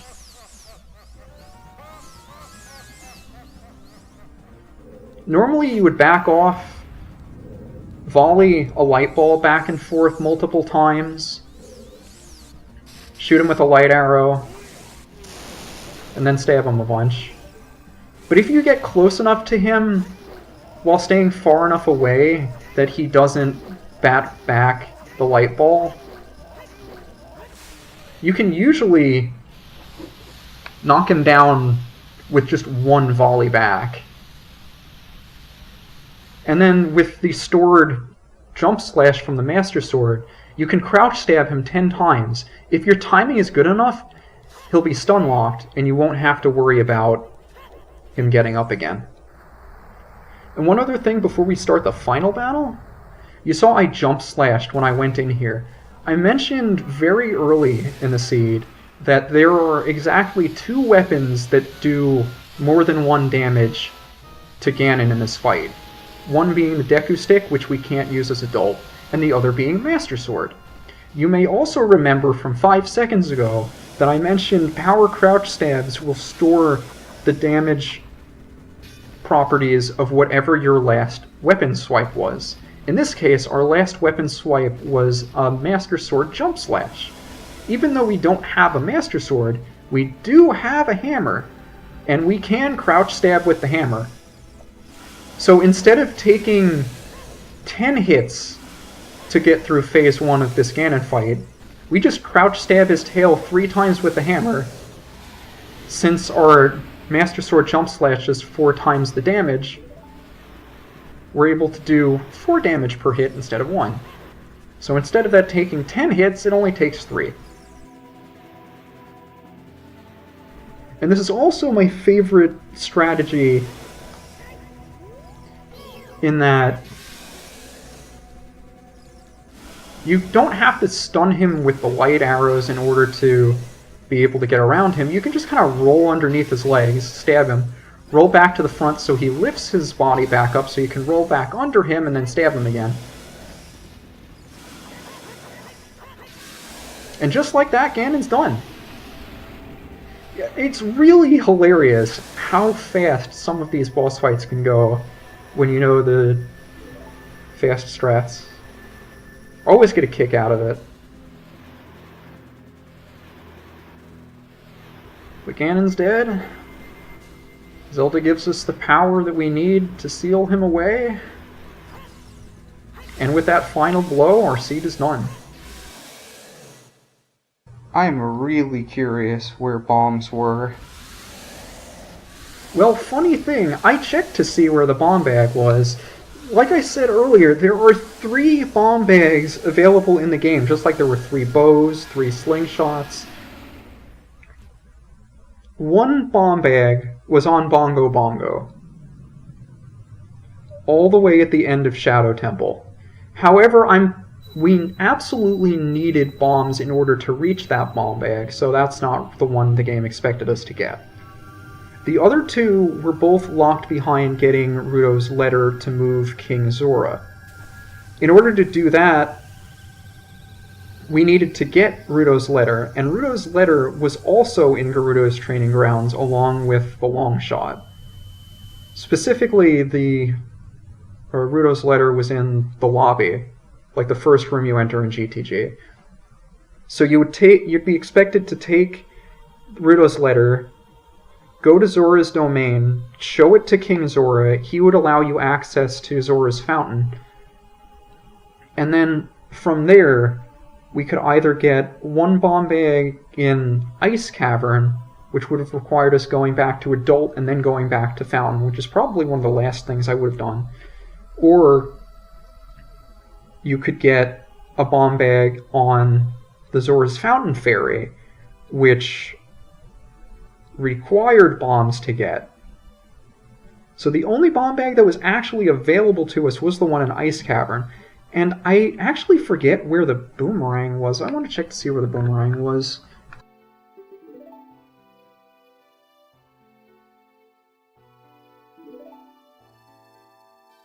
Oh, the boomerang was actually the Hyrule Castle Ferry reward, so we needed bombs for that too. The only bomb bag that was available to us was the one in the Ice Cavern. I was going to say, if I had access to the boomerang before then, I probably would have done Jabu. But recall that the slingshot, silver gauntlets, and hookshot were all locked behind getting that bomb bag. So according to the seed, even though the bomb bag was the last thing we needed logically, we would not have been able to beat Spirit Temple, Dodongo's Cavern, or Fire Temple until we went to Gerudo's training grounds, got Rudo's letter, took Rudo's letter over to King Zora, and checked, or went back to Adult, went to Ice Cavern, and got the bomb bag there. So you can quickly see, even though going out of logic, quote-unquote, could be a bit confusing, it could also speed things up quite a bit. But with that, we've finished our Ocarina of Time randomizer seed. If you've enjoyed what you've seen, I've included links to resources on how you can get and play the randomizer yourself, links to the Discord, which has more resources than you could ever want related to the randomizer, and also key to a website. Yes, they have a website, it's sponsored by Zelda Speedruns, where you can generate your own randomizer seeds without having to do them yourself. Now, you'll still need to find a ROM on your own, and I can't help you with that, but again, you guys are resourceful. I'm sure you can find them if you want to. And if you're interested in watching me play through more of these, I certainly haven't had my fill of Ocarina of Time randomizer yet. I'll probably be doing at least a few more over on my Twitch stream if you don't follow that already. It's twitch.tv/UniversalGiant. This is basically the only thing I've been streaming since the summer. And there are also a number of other settings that you can play with. Like, you can adjust, the way we had things set up here, like songs were guaranteed to be songs, keys were guaranteed to be in their specific dungeons. You can have all of those shuffled around in the main world as well. There's even an option where if you have multiple people, you can all play along with like multiple connected worlds, where, for instance, if I'm playing with somebody else, that person could have an item I need, and if they find my item in their world, it would automatically be sent to me. That's something that they call multi-world, and that's a whole nother beast. But that requires a bunch of other things that I don't have myself, so I basically just play solo. But OoT Randomizer, it's become... It's scratched an itch I didn't realize I had, in that it combines the game that I love, removes all of the stuff I don't like about it, and adds an element of surprise and freshness that every time you play it, it's a different experience. And it's basically just captured like 30 to 40% of my free time. It's troublesome in the sense that most of these seeds, even if you're good, require somewhere between 2.5 and 4.5 hours depending on how the seed shakes out.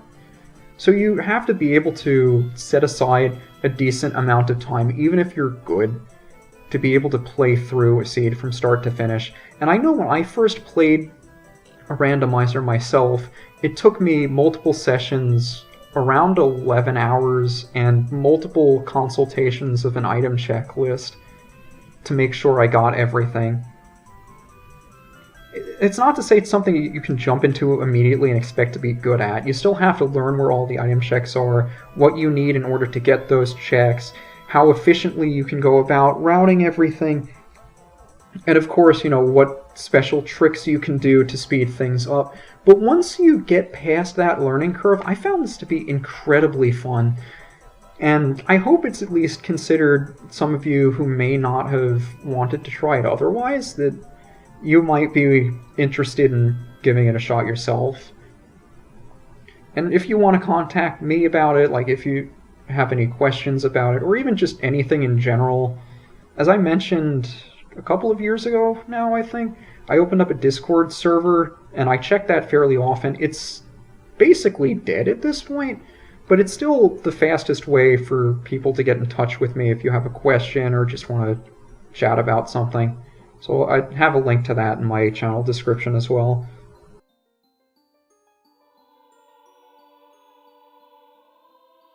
But I mean, I'm thinking to myself, just about this one seed in particular, how out of the way all of the bomb bags were, and the fact that you had a decent amount of bomb chews to work with. I don't think any other person who has ever played a randomizer would even find where the bomb bags were based on how all the items were located.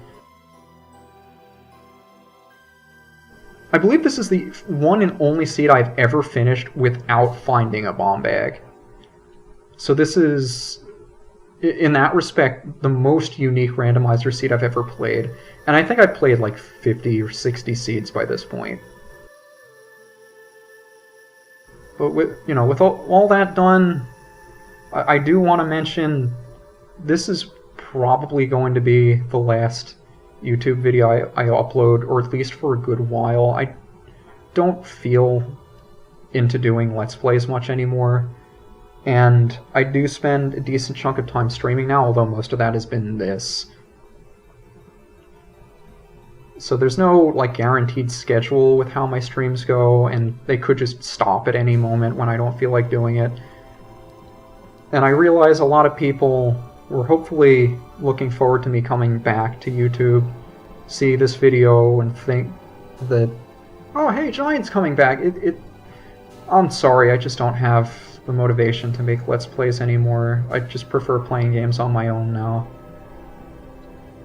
But I appreciate all the support you've shown me in the past, present, and hopefully to come. But I'll definitely be streaming more of this over on my Twitch channel, usually on the weekends.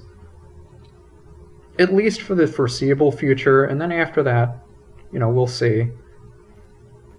But this is UniversalGiant. Thanks as always for watching. I hope you enjoyed The Legend of Zelda Ocarina of Time Randomizer. See you around.